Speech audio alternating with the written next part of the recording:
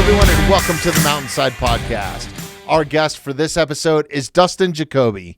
Dustin has recorded with us multiple times. He's a friend, UFC fighter who is quickly climbing the ranks in the light heavyweight division. He's fighting in UFC 272 coming up this weekend. Dustin is also an outdoorsman, Colorado native, and was gracious enough to carve a little bit of time outside of fight camp to come in and record this episode in studio. It was a great conversation, and I hope you enjoy.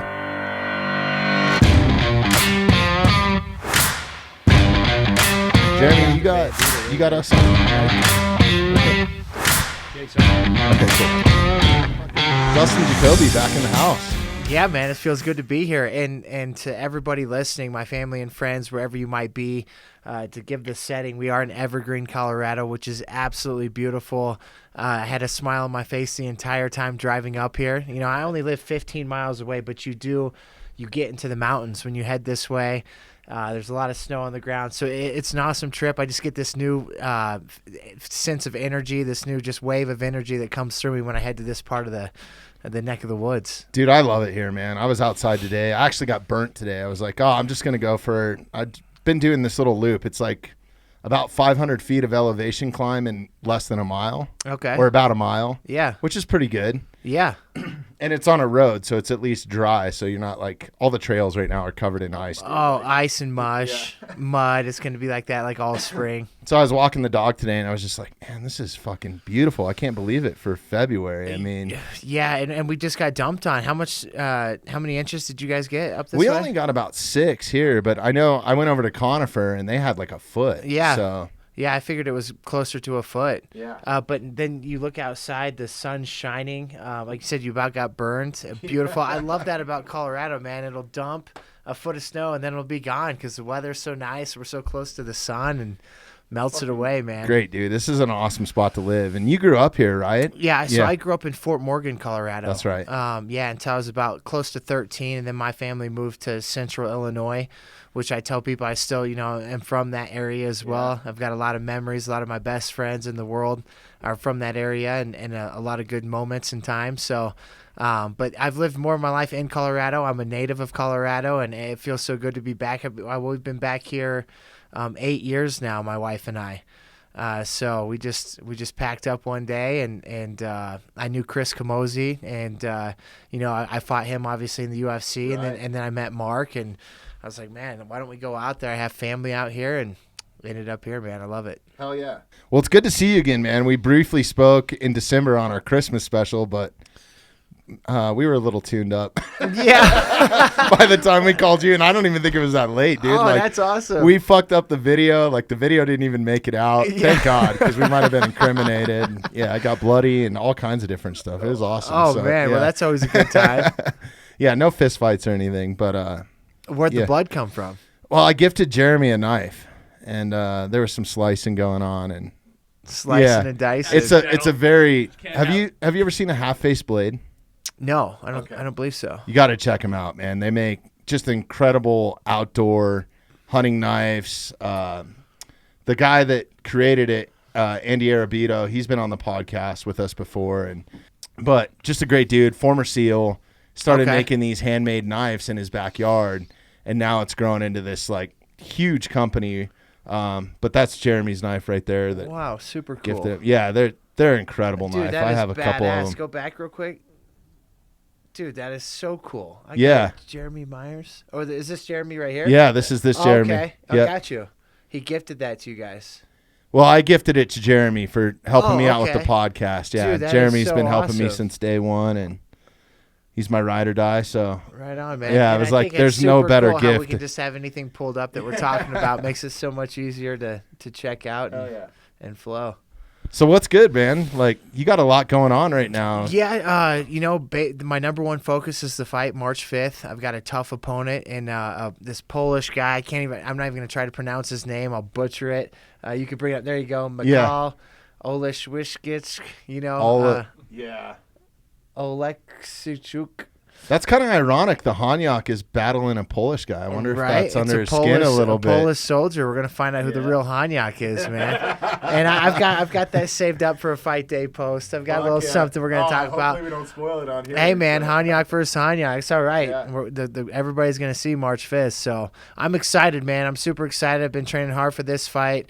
Body's feeling good. You have some minor injuries here and there that you get, as you're going through camp. Nobody's ever 100% when they get in there, but I can really tell body's peaking at the right time. Had a great practice today. We just sparred this morning, so if my head's a little foggy, that's why, man. Thanks for coming up in the middle of a fucking fight camp. I didn't even really think about it when I hit you up, and you were like, yeah, I'll be there. Yeah, 2 weeks out, man. So this is the moment in time where today I was super dialed in. I started getting the chills, emotional thinking about it. It's like it's that point, man, where I got to go in there and do my job and make sure that my family eats above him. So we're getting to that moment, and I'm pumped. Hell yeah. And congratulations on the new contract, man. Like, finally, I hope the UFC took care of you on this one. Yeah, man. I tell you what, I'm very happy with already being on my third contract with the UFC and coming from the Contender Series where you're just making the standard entry 10-10 in the UFC. I think that's like public knowledge.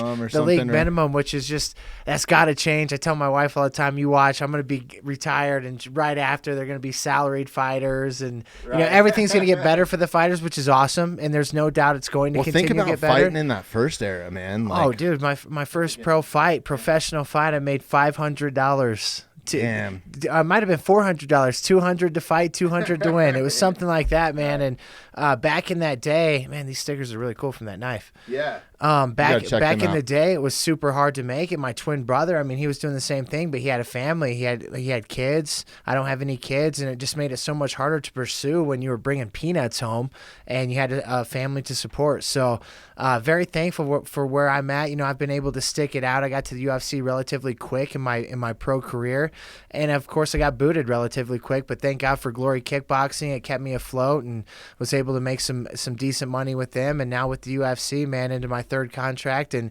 sitting pretty, man. I just got to go in there and keep winning until I turn those W's into M's. That's the ultimate goal. That's got to feel good, man, because I mean, I know the wherewithal, and I've watched you for a lot of years, and we've been friends now for over a year or whatever. Yeah. I think a couple of years now. Yeah, it's been a few years. I can't remember when you were in here last, but yeah, man, I'm just as excited for you as you are probably, man, but I know what you've been through to fucking get there too, right? Yeah, dude, it's been a long road, and I was just telling people at the gym, a younger female, aspiring mixed martial artist, like, it's a long road to the top. It's a long journey, and she was kind of asking me how I've got to where I am mentally. I feel like mentally I'm very strong. My mind's very strong, but I've been through it to get to it. When I say that, it just doesn't come off as a ringer. Like, I've literally walked the path, and I've taken the beatings, I've taken the losses, I've dished them out, I've broken bones, I've shed tears, blood. It's just been one hell of a journey to where I'm at right now, man. I always tell people it's one hell of a way to make an easy living. Yeah, hell yeah. Let's go back to UFC 268, man, because you took that fight on short notice. It was the fight with Allen, right? Yeah. Okay. Yeah. What's his first name? John Allen. John Allen. Yeah, he was a Brazilian. I think he was had been here a while, but yeah, John Allen, Brazilian guy. Went the distance. Strikes were fucking incredible in that fight. Like, thanks, dude, you guys were throwing some punches, and especially you. I think you outthrew him by like a couple hundred punches or something. Yeah, man. I think I threw over 300 significant strikes, and like 170 some landed. So that card in general was really cool. It set a record for the most significant strikes ever landed in a UFC pay-per-view event, or I think in a UFC event in general, but I think it was a paper, whatever it was, and to be a part of that history and to be a big part of that, I threw, like I said, like 350 plus significant strikes. Dude, that was an incredible card, and I'll never forget, or I can't forget him coming back. I think it was in between the second and third, or it might have been the first and third round, and he's like, my teeth are broken, so you rearranged his teeth too. I was like, shit. Yeah, my jab was on point that night, and you know what? I literally was coming off this mountain. I was on an elk hunt, and it was second season rifle. I just got out there. I was already going to be in New York, cornering a teammate of mine that fought on the card as well, and I had been helping him train in camp. So it's not like I was coming off the couch. I mean, I was in shape. I was training like I do every day anyway. And your last couple, correct me if I'm wrong, have been last minute. So like this is kind of the first one you've had to prepare for, right? Well, in August, I had about 11 weeks to prepare for Darren Stewart. That's right. And that's the one I finished him in about 3 minutes in the first round. You know, 'cause that was a full camp. Do you know why Fight Card pulled that fight down? Like, I couldn't find it. Against Darren Stewart? Yeah. Really? Yeah, I was looking for it the other night. Just because I was like, I want to go back and watch some of Dustin's fights because you were coming in here. Yeah, that was one of my favorite fights, too. I couldn't find it, man, for some reason. No kidding. And you know, it's not even on I'm going YouTube? to totally bash him right now. So I love you, UFC, but they also have you in there as a middleweight. And I was like, what the fuck is... Yeah, let's get it right. Yeah. Like if you pull up your fighter profile or whatever. It says middleweight? It says middleweight on the top of it. And I was like... But then you go to the and that's on Fight Pass, so maybe they have an updated and if you Fight go Pass back, or it also something. said, well, there it says 16-5. I think the last page said 15-5. So okay. I am 16-5, and really, yeah, it's 15-5 when I'm 16-5-1. Come on, Right. UFC. Come on. Let's get it going. What the hell, dude? Yeah. We got to put that in your contract on the next one. Yeah, right. Or they can call me. I'll set them straight. All right, I'll send them straight to you, man. You can deal with the phone Yeah, call. we'll do it publicly on here. There you go. They're welcome on anytime. Hey, man, but you know what? That's another thing. People might get worked up over that. Like, oh, hold on, I should be 16-5. You know But what? really, why? I know right here. Yeah. Like, I know. Like another thing, I've been through to get to it. There people ask like, how are you still doing it? Why are you doing it? I'm the one that sacrifices every day. You know, so Yeah. I know what I am. I know where I stand. Hell yeah. How was it going into the Garden? Have you fought in there before? No, but I would in 2019, I think it was 2018, sometime around there. I cornered Chris Camozzi along with Coach.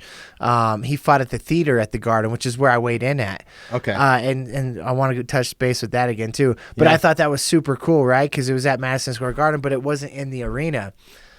But I go back, and then UFC 268, we had ceremonial weigh-ins because it was a pay-per-view card with fans. And I remind you, since I've been back in the UFC, I haven't fought in front of fans.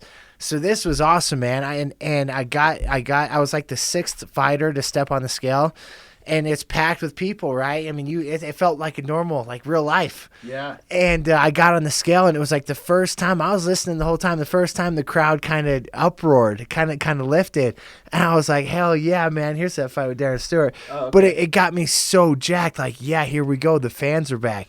And then I walk into Madison Square Garden on fight night. And we get off the bus, and people are screaming, "Go Jacoby!" Like, people know. I'm like, man, this is awesome. Like, they've been watching me work this whole pandemic, and you know, it gained a lot of new fans too. And to go in there, and I had the locker room at Madison Square Garden. You still see like Kimba Walker's name was up there. Yeah. All the players, and just to be in there was just such a surreal moment. And I remember I even posted a picture today from that locker room, just getting my hands taped. Like, that is so cool to go back and think about that moment in time. Just how freaking awesome that is. It's to be such an able iconic place, man. Oh, dude. Like, think of all the fights that went down there. Oh, man, I'm starting to like this checklist. I'm starting to check them off. And now that, you know, I'm getting wins in the UFC and I'm climbing the ranks, like, when this is said and done, man, it's going to be awesome to look back on. Yeah. I always loved going in there, you know, being a rock and roll guy, doing shows there with bands and stuff. Oh, then you would have loved. I fought at the Forum in Inglewood, out in California. Yeah, so done a bunch there too. Oh, dude, yeah, it's crazy, man. Yeah, it's awesome. No, it's great, and so the red's on, the record's on, but I don't have the timer that really. Usually. Oh, here we go. We're right. Sorry, folks. Little technical difficulties here. Jeremy, where'd you find this fight? Was this on? Is this YouTube or? I don't want to. Your YouTube skills suck. No, I wasn't. I was looking on Fight Pass. No. It's like I pay good money for Fight Pass, right? Shit should be on there, bro. No kidding. It was the first hit on YouTube. Oh, okay. Yeah. Oh man, that was a good moment. That was an awesome moment. And that was a full summer of working, man. I just knew I had a full camp, full preparation. So I had a full camp for the fight in February with Maxim Grishin. Uh-huh. Won that fight. I took a short notice fight with Ian Kuntlaba, which is like ranked number 15, and it was a draw. I thought I lost round 1. I thought I won rounds 2 and 3. That was literally fresh off of Mexico. Right. I mean, drinking tequilas, getting lost in the sand, man. I mean, and came back and fought him to a draw. So that was one where I didn't have a full camp, but this one I had a full camp. I knew I was going to finish him. And then the John Allen fight in November, didn't have a full camp, still won. This one I have a full camp, man. So I'm really excited about this fight coming up. Fuck yeah, me too, man. Speaking of tequila, pulling my heartstrings here. Okay.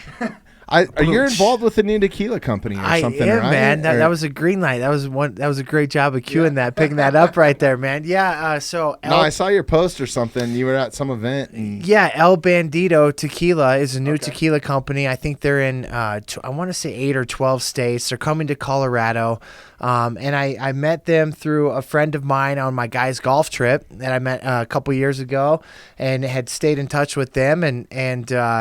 Yeah, next thing you know, they're looking for guys to help break out the Bandito, spread the name, and I just signed a deal with them. I just partnered with them. So Jeremy's got it pulled up here. Oh yeah, we'll be looking to break out the Bandito March 5th, man. I can't wait to build a relationship with them, and I went out to Orlando, Florida, to the Hula Bowl, which was like a college all-star game that they sponsored, and met a ton of cool people, talked with a ton of great coaches.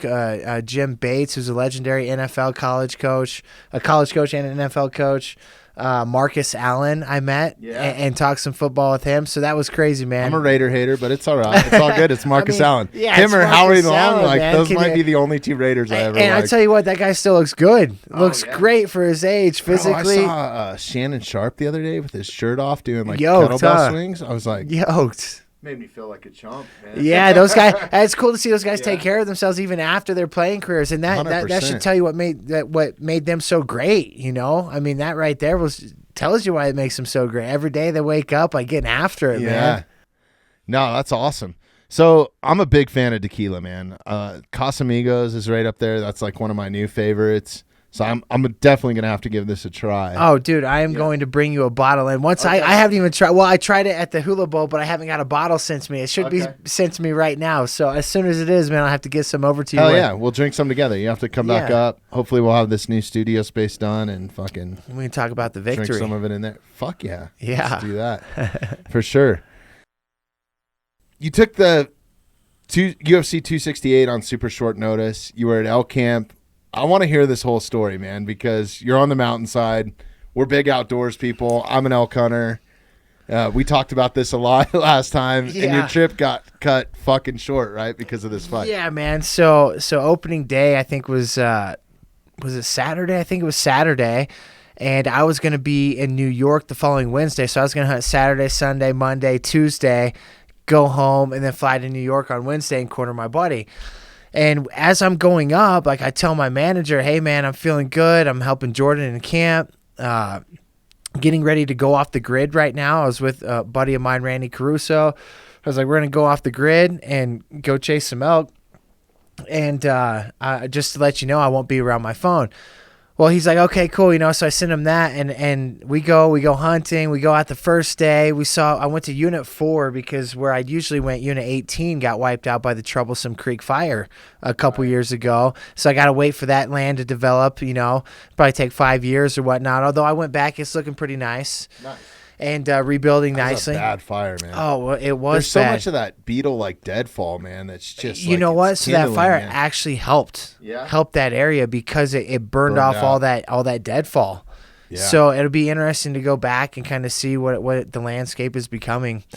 But anyway, we go up there, we hunt the first day, and it's packed with people, Unit 4. It's packed. First time being up there, but I absolutely loved the land. That's what draws me in, the lay of the land. And just getting lost out there, man, I absolutely love it. That's like northwestern Colorado, right? Yep. Unit 4. It's up like 1, 2, 3, and 4 are all up kind of in that corner, like up around the Wyoming. Yeah, we were close. I could Utah actually border. see into Wyoming. No shit. Of course, it was like miles and miles. But, it's just north of Craig about 15 miles or That's so. real Rocky Mountain country up there. Oh, too, dude, man. yeah, and that's and a lot of animals, a lot of sign, I mean, it's just beautiful. I loved it. Very elky, a lot of deer. Is that an open game unit or is that a draw only? No, it's open game, I believe. Yeah. Nice.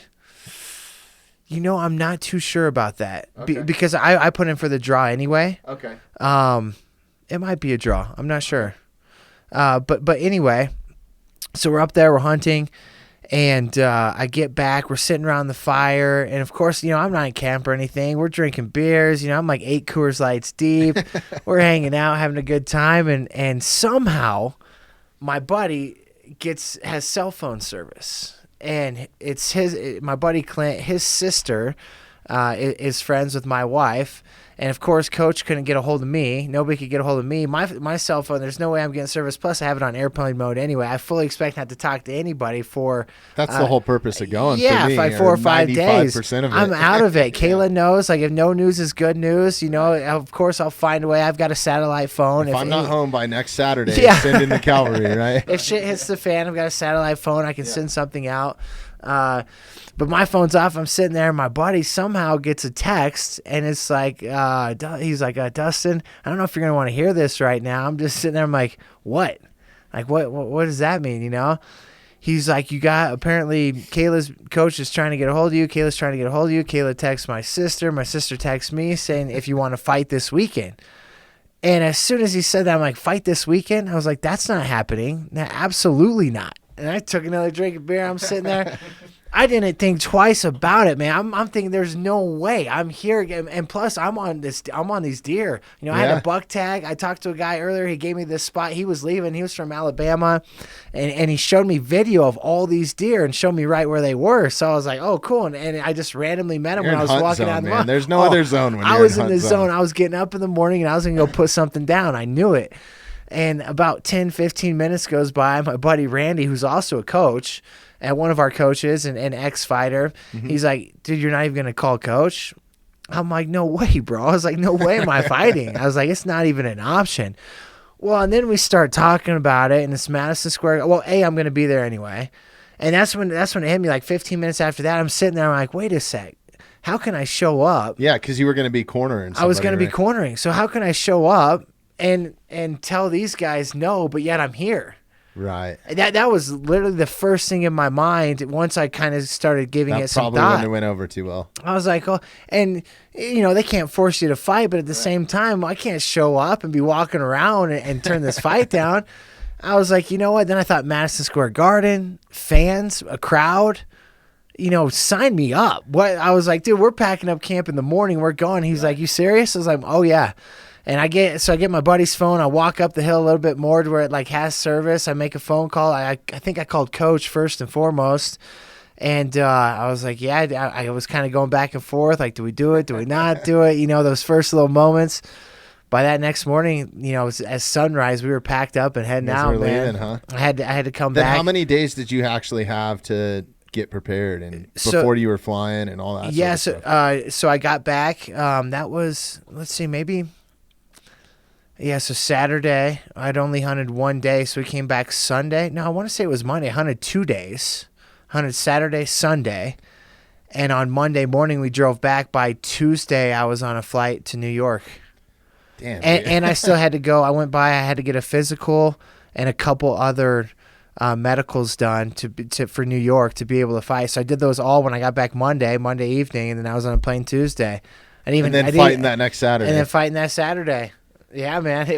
It's a good thing you stay in shape, bro. Yeah, and like I said, I was actually pleasantly surprised with how well my cardio held up. I dominated the whole fight. I pushed the pace the whole fight. With the amount of strikes that I threw and landed.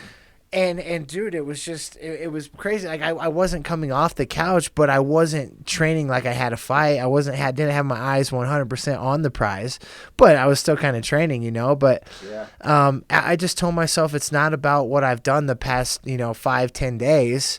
It's about what I've done the past 10 years has all led to this moment, and that's what pushed me through, man. Mentally, I'm in a good spot when I step inside that octagon. No, it was a fun fight to watch too, man. I was happy to see you on the card and then see it pop up, and then hearing the backstory. I didn't hear about the elk thing until we talked to you in think it was December or whenever that Christmas special was. We had Coach in here like a month ago, Coach Mark Montoya, in for an episode, and we talked about that briefly. He's like, yeah, I had to give Dustin some of my elk meat because he killed a nice bull this year. He did kill it. He did kill a very nice bull, and he did hook me up with some elk meat. I can't wait. I haven't cooked any yet, so I'm waiting for the right time. Hell yeah. Yeah, I love having Mark in here too, by the way, man. Shout out to Mark Montoya. It was fucking awesome. He gave you a little coin. He hooked here, us up with a coin too, and I know that those aren't easy to come by, man. They're not easy to come by. I'm surprised you haven't coin checked me. Yeah. He's I mean, I'm glad I brought my wallet in. Yeah. You got one in there? And tell you what, man, you don't go anywhere. You carry it on your person. Yeah, hell yeah. So yeah, I've got we coin checked each other. They're both there, man. Fuck yeah. That's super awesome, cool that man. he gave you one. Yeah, it's a little brotherhood that we have at the gym, and you just keep it on you at all times. I'm sure that he told you about it, and you go out with your buddies and having dinner and drinks, and you coin check someone, they don't have it. Dinner and drinks are on them. Yeah. So no, it's awesome, man. It's an honor and a privilege to get those. We keep them in here. I lock them up when I leave for a long period of time because I'm like, no. But I guess I'm gonna have to start carrying it with me then. Huh? Yeah, carry it on your person, man. I don't want to catch you out and about. Yeah, no, I want mean, to get it would some be made nice for to the get some podcast free drinks, too. but... Yeah. No, those things are awesome, man. And we dove into it pretty deep on Mark's podcast, kind of the lineage behind it and the history and just did he tell you about the man in the arena necklace? I don't know if we talked about man Dude, in the arena. It's something. We talked about your guys' dog tags. The dog tags. Yep. Yeah, I think that's really cool. So we take them on every fight trip, and then we wear them. That's like a symbol you're going to war. And right before you get into the octagon, you take it off and you put it on Coach, and we go in there and ride, man. So I think that's really cool. I actually have the man in the arena quote hanging up on my wall. I read it, weekly, almost daily. I certainly glance over at it. And that's where I hang my tags. I hang them right on that, and they stay there until it's time to go to battle, and then I pack them up and we go. Yeah, the culture there is so cool, man. And Mark's such a great guy. He was been with us since the beginning, and I attribute why we have such the big or as big of an audience as we did right out of the gate to Mark, man. Because we came in, we chopped it up, we talked about a bunch of the Denver Broncos players, and he sent it to Von Miller and super cool. Zach Herr and Derek Wolf, and those guys shared it. And then we talked about Cameron Haynes in the episode. Dude, we got to get a couple of those guys in here. Yeah, no, that'd be awesome. Yeah, anybody's welcome. So. Yeah, okay. Yeah, I'm a huge Broncos fan. So, dude, I got a good buddy of mine, Dalton Reisner from Wiggins, Colorado. Dude, what a badass! We got to get him in here on the podcast. He's coming out to my fight too. Shout out. He's welcome anytime, man. I will, man. I'm sure he'd love to. And he's a great dude.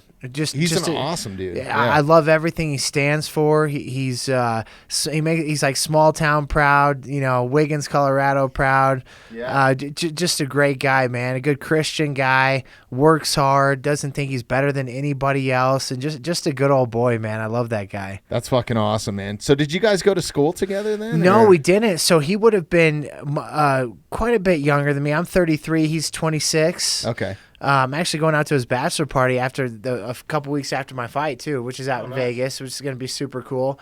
But I followed him when he got drafted by the Broncos because it was this hometown kid from Wiggins, Colorado. I'm like, wait, no way, what? So I was born in Fort Morgan, and I grew up, and my twin brother and we went to a Taekwondo gym. And for people, I don't want to interrupt you, but for people that don't know, I mean, that's a pretty small farm community town, man. It's very agricultural right there. Yeah, for sure. A lot of horse ranches and corn cattle. And cattle, yeah. For sure, cattle and corn, man. Yeah. Pheasant country. Yeah. But so I grew up in Fort Morgan. I did Taekwondo, and where I did Taekwondo was taught by the Jensens, Seth and Ryan Jensen, and Ryan Jensen is the highest paid center in the NFL for Tom Brady for the Tampa Bay Buccaneers. That's crazy. And he signed a 4-year, $44 million. He has a place here in Evergreen. This is where he lives, from Fort Morgan, Colorado. Grew up with this kid, right? Crazy, yeah. And I didn't even know he played. When I saw him, 7 years ago or so in Landau Performance, where we all do strength and conditioning, he played for the Ravens, and I hadn't seen him since we were kids. And I saw him sitting over there. I'm like, man, I know that guy. And I went up to him and I was like, man, Jensen. And he looked at me like I was weird. I think I said his brother's name, but it was Ryan Jensen. He played for the Ravens at the time. I was like, dude, I did taekwondo at your parents' academy growing up in Fort Morgan. Crazy. Well, he texted his mom, and his mom was like, oh, yeah, I remember the twins. Their grandma and grandpa used to drop them off all the time, right? So I grew up in Fort Morgan. Well, then my family moved to Wiggins, and I went to 5th and a little bit of 6th grade in Wiggins, and then we moved to Illinois. But then I moved to Wiggins, and now you got Dalton Reisner from Wiggins, so two of the best linemen in the NFL. And Wiggins is even smaller than Wiggins Fort even Morgan, smaller, right? and they're like 8 miles apart or something like that, within 10 miles. Now they're two linemen in the NFL, man. Yeah. It's just crazy. That's crazy. Funny enough, I actually spent a little bit of time out there because there was a family from up here that I was friends with. They all played sports, and they moved out there and bought a big farm, and they were living in Wiggins, man. Okay, it's crazy. Yeah. So he was quite a bit younger than me, but still from the same. So when he got drafted, I saw him in Atlanta's. So I seen both these guys in Atlanta's. That's crazy. And you can see pretty much who's who of athletes in the Denver area in Atlanta's. Yeah. And I saw him. I walked up to him like Dalton Reisner. I was like, dude. I went to Wigan. I grew up in Fort Morgan. Breeding pro athletes. Breeding pro athletes, man. And now you got Trent McBride, who just won. Oh, what is the best tight end in college football? What's that award? Shit, I don't know. Best tight end in Trent McBride. Best tight end in college football. Jeremy's on it right here. Anyway, he is from Fort Morgan, Colorado, and he is going to be like a number 1 or number 2 round draft pick this year in the NFL. Oh, shit. At tight end, he went to Colorado State. Best tight end in college football, man. That's crazy, man. I didn't know it had that kind of history. Dude, they breed him out there. I know you're a big bird hunter. Do you hunt birds out there still? Oh, yeah. Absolutely, man. Nice. Yeah, in fact. I know you and Coach go quite a bit, right? Yeah. Oh, John Mackey Award. Yeah, okay. There you go. And yeah, he went to Colorado State, and he's from Fort Morgan, Colorado. So they just breed him different out there, man. Who else? There was another Joel Dreesen. Joel Dreesen is from Fort Morgan. Okay. So yeah, playing the NFL. Everybody knows Joel Dreesen. Here in. But yeah, after my fight in November, I got to go to South Dakota and go pheasant hunting, which is sweet. the mecca of pheasant hunting. And that's upland country right oh, there. Dude, right? I got to take my dog, and it was just awesome. It was one of the coolest trips I'd ever. How's Dak doing? Oh, he's the man. Yeah, he's the man. He had a good season. Birds have been rough here in Colorado the past 2 years. Yeah, the world's changing, man. The climate is not good for him, man. Heck, we finally got to hunt in some snow, like right before the season ended. But other than that, the past couple of years, there hadn't even been any snow out there. Yeah, and some of the high winds that we've been getting too, like it blows all that snow and cover out for a lot of those birds. Yeah, and, man, it's been rough the last couple of years. That was opening day sweet. of this year, so that was a good day. Yeah, opening day number 5.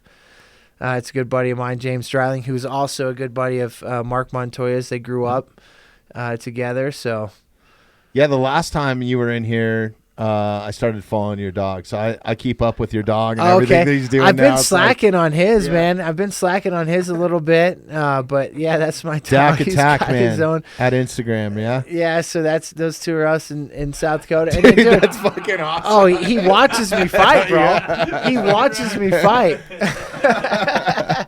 Hell yeah. We'll send him to his Jeremy, dogs. you got to screenshot that, and we'll throw that on the video. If you go back, there's a couple more, like when of me actually in action, and he's like jumping up, like, whoa. He's all about it. Yeah, dude. He pays attention. Dogs are so fucking smart, man. I tell you what, man, he's got a great personality. I think there's one. Yeah, right there. I mean, he's literally just sitting there watching me as I go to war. He's jumped. Oh, dude, he probably can't stand it. Oh, dude, I'm sure. Yeah, but what's really cool? I have not lost a fight since I've had that guy, and probably since 2016 was the last time I've lost. And it's probably been, I don't know, 10 fights or so. I did have that draw, but yeah, he's never seen me lose. So, and there's a lot of people I've met, a lot of friends that I've met within the past few years that have never seen me lose either. So it's like I got this streak going, man. I got to keep it. Well, I'm one of those, moving. Like I watched you in the glory days and stuff, but since we've actually known each other, And shout out to Jordan Quirtz for setting us up, Yeah. But you and I hit it off right away. For sure. Yeah. I love having you back in here. So, man, those vests, what is that?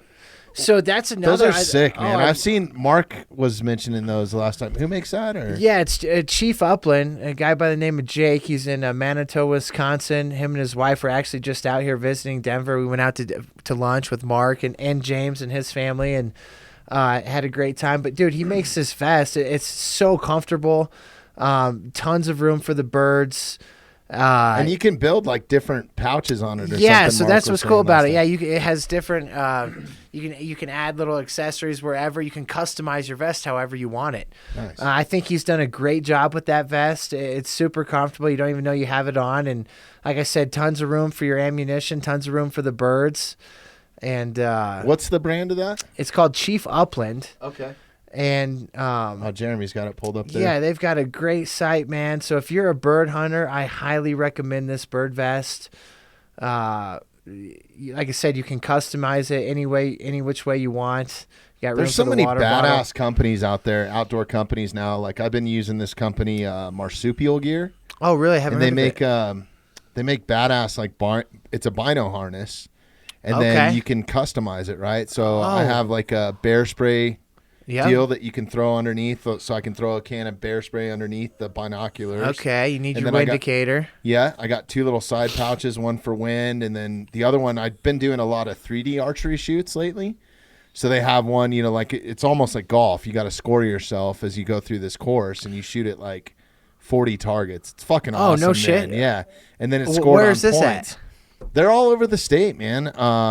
Total Archery Challenge is probably the biggest one. Okay. And that's like a 3-day deal. And they have some shots that are like 100 yards, and they're life-size animals, So you'll be shooting at a moose. that is so badass. And you got to shoot through trees and around Yeah. rocks, and like you have to keep one foot on a pin, so it's almost like setting up on the golf tees. Okay. And then some of them don't allow you to use rangefinders, so some of them you're judging the Ooh. distance and stuff. Ooh. Dude, that Just sounds lost camera too. Okay. super awesome. Yeah. Dude, we're having all kinds of problems. You got it back? Yeah. Is it still good? Yeah, it's actually. Okay, perfect. So yeah, we were talking about 3D archery shoots. Mm-hmm. We've been having, I don't know what it is the last couple episodes. Are we cursed or something, man? It's the Evergreen Shinakani Witch, man, chiming in here. But yeah, they make these badass bino harnesses and then those 3D archery shoots, dude. You should come do one of those with me. I would know- love to. Oh, you absolutely, man. So I There's- just got into archery hunting the past couple years. Okay. And yeah, man, I would love to do that. That it's sounds cool, awesome. man. Some of them there's a cash prize. Okay. I think Total Archery Challenge, they give away a truck and all bows and all kinds of shit, Wow. right? But I'm there's sure some that pretty badass dudes that competition's show up stiff to in it. there, Yeah. huh? It's all the top bow hunters like John Dudley, Black Rifle's heavily involved with it. Okay. Trying to think of who else is. There's a bunch like Cameron Yeti. Haynes, I'm sure. Yeah. I don't think Cam really goes out and does any of those. Okay. But he should. That'd be awesome. Yeah. But no, they're fucking so much fun, man, and it really makes you a better shooter, because you get one arrow per target, and then if you hit it in a 12 ring, which is like sometimes you'll be shooting at a pheasant, like it's a 3D pheasant on a fence post, and the size of their heart's the size of a dime, Uh-huh. So to get a 12 is pretty fucking hard. So you shoot at 40 targets, you're trying to get a perfect 400 at most of them. Oh, wow. Some of them are 2 courses, so you'll shoot at 80 targets, and kids are welcome. And then you can go, even if you have a buddy that shoots traditionally or with a recurve or something like that, you just shoot at different stakes. So if you show up with an adjustable sight and a compound bow, you're at the furthest one back. So it's a lot of like 50, 60-yard shots, and some of them, Got me wanting to go shoot yeah, right now. dude, it's so much fun. It's just I know you're a big golfer, but this is kind of like my sort of golf, Okay. man. And like Oh, I American, could shout totally out to dig it. American Bowman is just up here in Bailey. So they're actually like a club, and I go up for some of their 3D shoots, and they have some awesome ones, man. You're shooting off of a cliff at one of them, at a mountain goat, or it's a bighorn sheep. So you're Oh, literally, wow. yeah. What? So look at this shot. That's pretty crazy. Dude, that's awesome. Yeah, I it's love so that much fun. too. Wow. And then all the different targets, they'll have deer bedded down. Mm-hmm. I do one with Rocky Mountain specialty gear too. That's really awesome. It's at Golden High Plains, so it's just in Golden. You got to watch out for fucking rattlesnakes, dude. But it's cool, man. They'll have like a bear inside of a bait barrel that you got to shoot at, and it's fun, man. It's a lot of fun. So I'm looking to get a new bow this year. Yeah. You got any recommendations or Man, ideas? there's so many brands out there now that are just Top fucking of the line. amazing, dude. Yeah. And the technology that's behind it. I know Mark shoots a Hoyt, and I know Cameron Haynes does, and those are fucking awesome bows. I just got a new bow this past year. I've always shot Matthews bows. Okay. And I'm a big fan of them. I think they make an incredible bow, but I shot that Hoyt too, the carbon fiber one, and they're all amazing, dude. Yeah. I would just say Can't go wrong. spend Just go spend in. your money, dude. Like, I'm going to. Yeah. I'm going to. I'm Yeah. gonna. It is what it is. Yeah, don't buy like those and bottom a of the good- line bows. Oh, hell no. Yeah. And a good bow, I mean, what you're lasting you 10, 15 years, Oh, right? easily, or as dude. long. I mean, you always have it. Yeah, you always have it. I mean, you might have to change the string every once in a while, but I know people that shoot on old bows. Like I have an uncle that shoots like a 20-year-old compound. Yeah. I mean, he's changed the string and done some maintenance on it. I think he's maybe changed the cams and stuff, but they still work. It's just the new ones they're so incredible. Like my bow is a VX3 and it shoots like over 300 feet per second. You know? Okay, And wow. It's, Well, that's what my yeah. my good buddy who got me into archery hunting. I go with him to where he goes, and beautiful land. Again, I'm drawn into the land. Yeah. But he shot this same bow for years and years and years, and then he won a bow, a PSC, and went out and shot it this year. He's like, dude, I don't know what I've been waiting on. The technology is just so incredibly advanced compared to where it was and what I have. He's like, he loves his new bow. It's so light. I mean, he's out there just throwing darts with it. Yeah. So yeah, the technology's really improved, and I need to let me know, dude, when you're gonna in the market. I'll go down with you or something. There's some really awesome archery shops here. I mean, he recommended Bear Creek Archery. I don't know if you've been in Yeah. there, which is down closer to us. Dude, there's you so got many, some good yeah. spots up here. Bear Creek's awesome. Rocky Mountain Specialty Gear, especially if you're going the traditional route. And if you want to get lessons, that's the place to have. I mean, world-renowned coaches, Tom Klum, any of the Klums that'll give you lessons in there, or Gotcha. any of the guys. That's what you got right there? Yep. Nice. Yeah, that's an incredible bow. So what, you're looking like $1,000 all in, maybe north of that? It depends. Like all the accessories too. So if you buy an adjustable sight, that's $300, and then you get a decent release. That's another $300. And Oh, then your really? Wow, arrows the are- releases are that expensive? Well, you can spend that much. Okay. You don't have to. And I would want to do it right. Yeah. I like nice things. And like I said, I'm gonna have it forever. With stuff Yeah. like that, I'll have for I'll be killing elk 10 years from now. Yeah, I would definitely do your homework because there's so many companies out there. Talk Yeah, to your you gotta go buddies. shoot I'll 'em. show It's you like my buying a new setup. set of golf clubs, right? Yeah. You got to go out and swing a few. Dude, if your draw length's the same as mine, I'll let you shoot my bow and see if you like my draw length's it. like 30. That's exactly what mine is. Actually, I'm 30 and a half. I think I'm just north of that. I think Okay. I'm around there too. Yeah. So you're more than welcome to shoot my bow. How many pounds? It's 70. I think it's 75 pounds. Oh, okay. Yeah, and it's 70, but it's like 85% let off, and the wall is crazy, man. Like if you literally like jerk forward a little bit or like relax at all, it'll bring you out of that. No kidding. Let off. I mean, the let off is crazy, but you got to keep that back tension. But man, it's such an awesome bow, and you could pull it no problem, dude. Yeah. With all the strength. You got that jiu-jitsu strength from being on your back and Yeah. grabbing a hold of people, dude. Like people don't understand like the muscles that you get from that. Oh, unless it's you've done different, it, man. right? Yeah, it is different. So And then pulling some my bow guys- is no big deal. Yeah, for sure. I think Cam and I think Rogan, they're pulling like 90 90 pounds. or 100 pounds or something stupid like that. It's crazy. insane, dude. But I they're mean, also shooting. Yeah, they're shooting Cam like shoots 100 yards. 65 yards. I've seen him shoot longer than that. Oh, I know. Yeah. It's crazy and is accurate. It's at that very range, accurate, you know? yeah. He practices a lot, man. You want to make sure you're practicing. And You should definitely talk to Coach too about it because Yeah, I know and he I knows do. a lot about Yeah. it too. Yeah, but I'd be glad to help you out with any of that, man. There's there's some man. awesome archery shops. No Limit, Bear Creek, Rocky Mountain Specialty Gear, top Okay. 3 for sure. Yeah, so archery shops in town. my twin brother just went on his first elk hunt Oh, last no year shit. in Montana. Okay. And he lives in Illinois. and he put down this beautiful 6x6. Big boy, just had a whale tail, just an absolute trophy bull, and he's getting it mounted. Yeah, I don't know if you can pull it up. If you type in Darren Jacoby. This is your twin brother? This is my twin brother. And this is who got you into fighting, right? He's the second one down. Okay, there. yeah, we Second talked one about down. that the last time. Yeah, give him a follow, Jeremy, too. There you go. Maybe if he. Oh, it's a private account, so. Yeah, you won't be able to see. Yeah. Anyway, yeah, he put down an awesome bull, so I was pumped for him, and with a bow too. So I put down two bulls, real nice bulls, but with That's a rifle. awesome. And of course, I want to put one down with a bow. I always said it seems impossible to me. Like, how does that happen? And then now being crazy. out there, Yeah. you can see, how worked up they get. And put my dog Dak, he's still intact. He's got his balls. If we're walking out and he sees another big old male dog that's intact, I see how he could just totally lose his mind and walk right into a good shot. You involve pussy in anything, or a right? hot, female that's hot. Yeah. I mean, yeah. They're ready to fuck, fight, or die, man.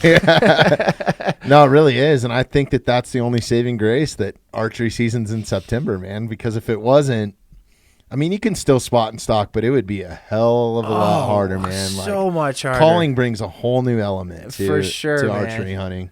Yeah, and I love that, just being out. My very first time ever going archery hunting, I had this 4x4 come in. It was like 70 yards, and it's kind of stopped behind a tree. My buddy was calling over here. I was on top of the hill.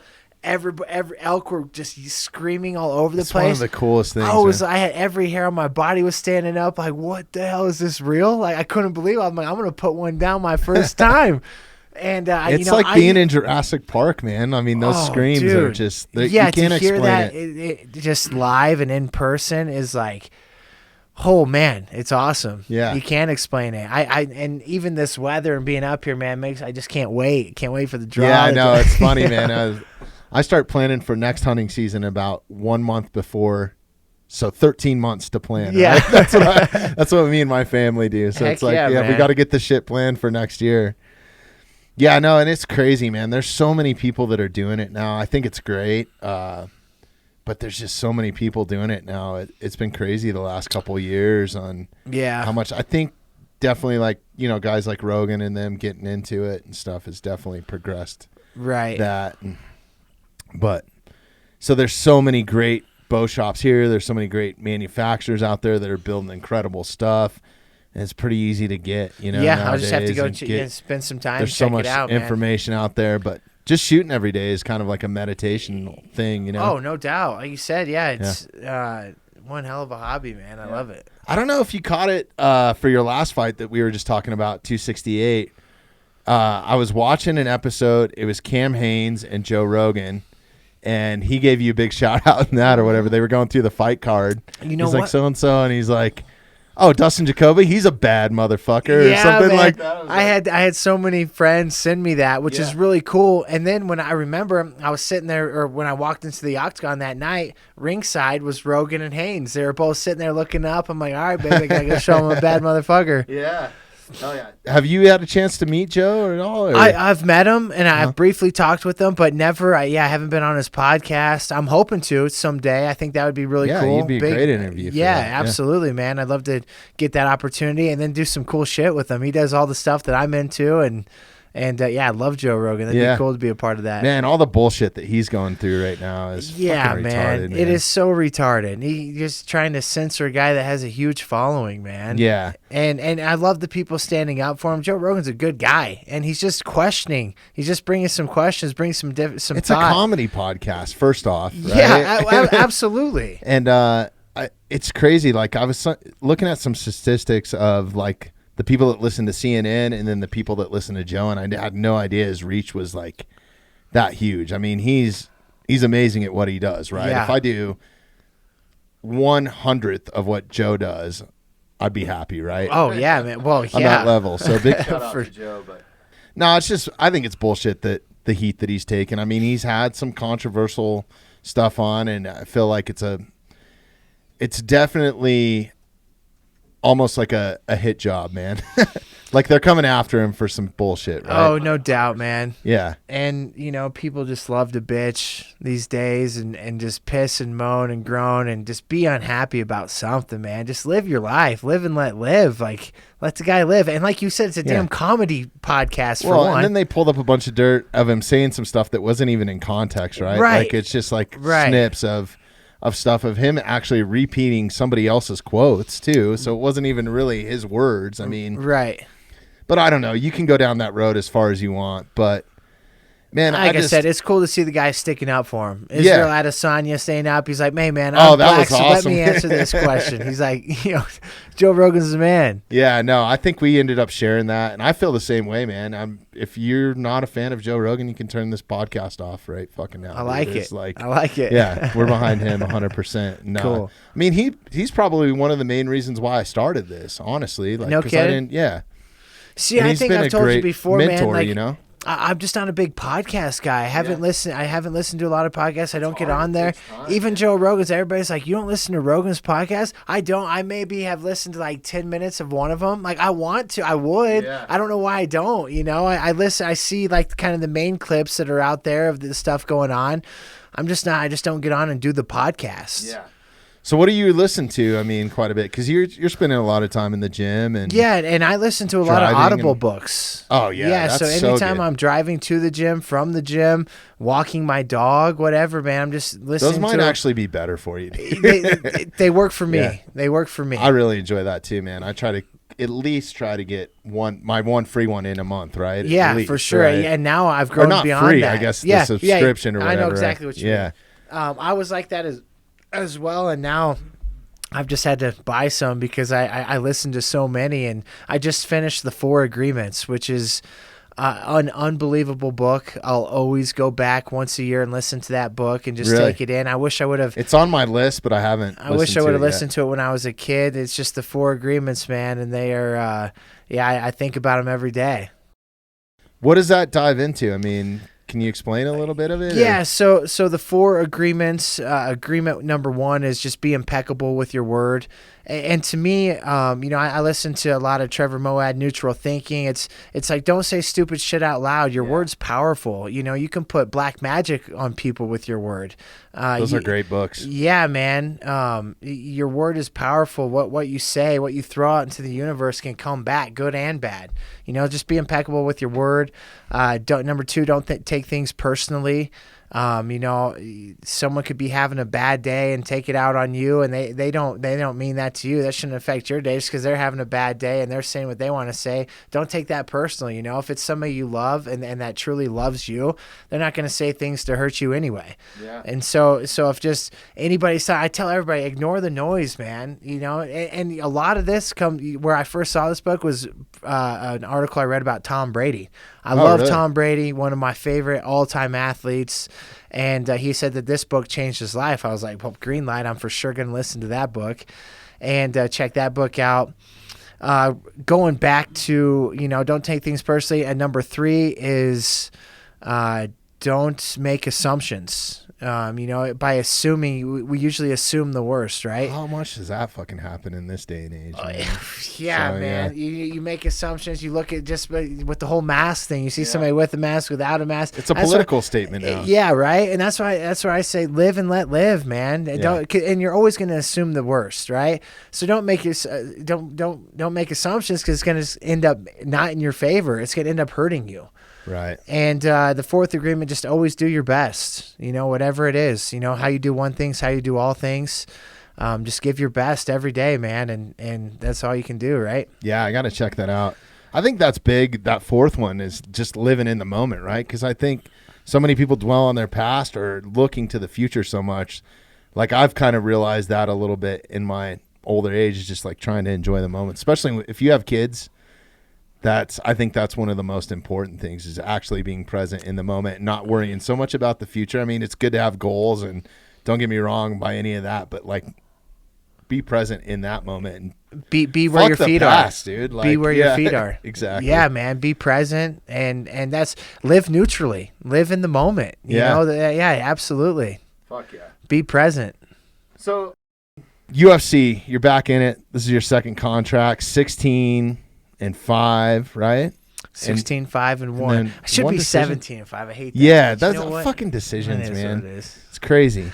You never know. I wish these judges would come out and explain their reasoning. I wish after the card on like Sunday or something, they had their own like podcast of and broke down every fight and why did you score it this way that round.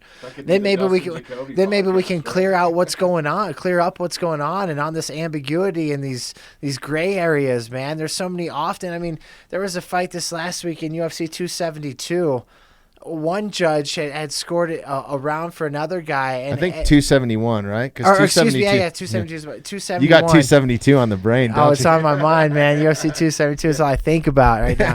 and especially, like I said, as it gets closer. Yeah. But there was a fight that was like, anyone who was watching that fight clearly saw the one guy won all 3 rounds, and there was one judge that gave the guy. I've seen that so many times. And it's like, what was he watching? I mean, please explain to us so we can clear this up. That's what I love about Derek Lewis is he's like, I'm not going to let the judges decide, bro. Me too, He's a bro. fucking monster, Oh, man. I love that guy. And then Yeah. the Tua guy that just knocked him out. Wow, I mean, that guy's a beast too, Crazy, right? Yeah. Doing the shoeys, man. I wish I would have came up with that move, you know? That's my move. the People that shoe, know yeah. me, Yeah, no, I'll not take for the me, shoe off dude. right now and chug a beer.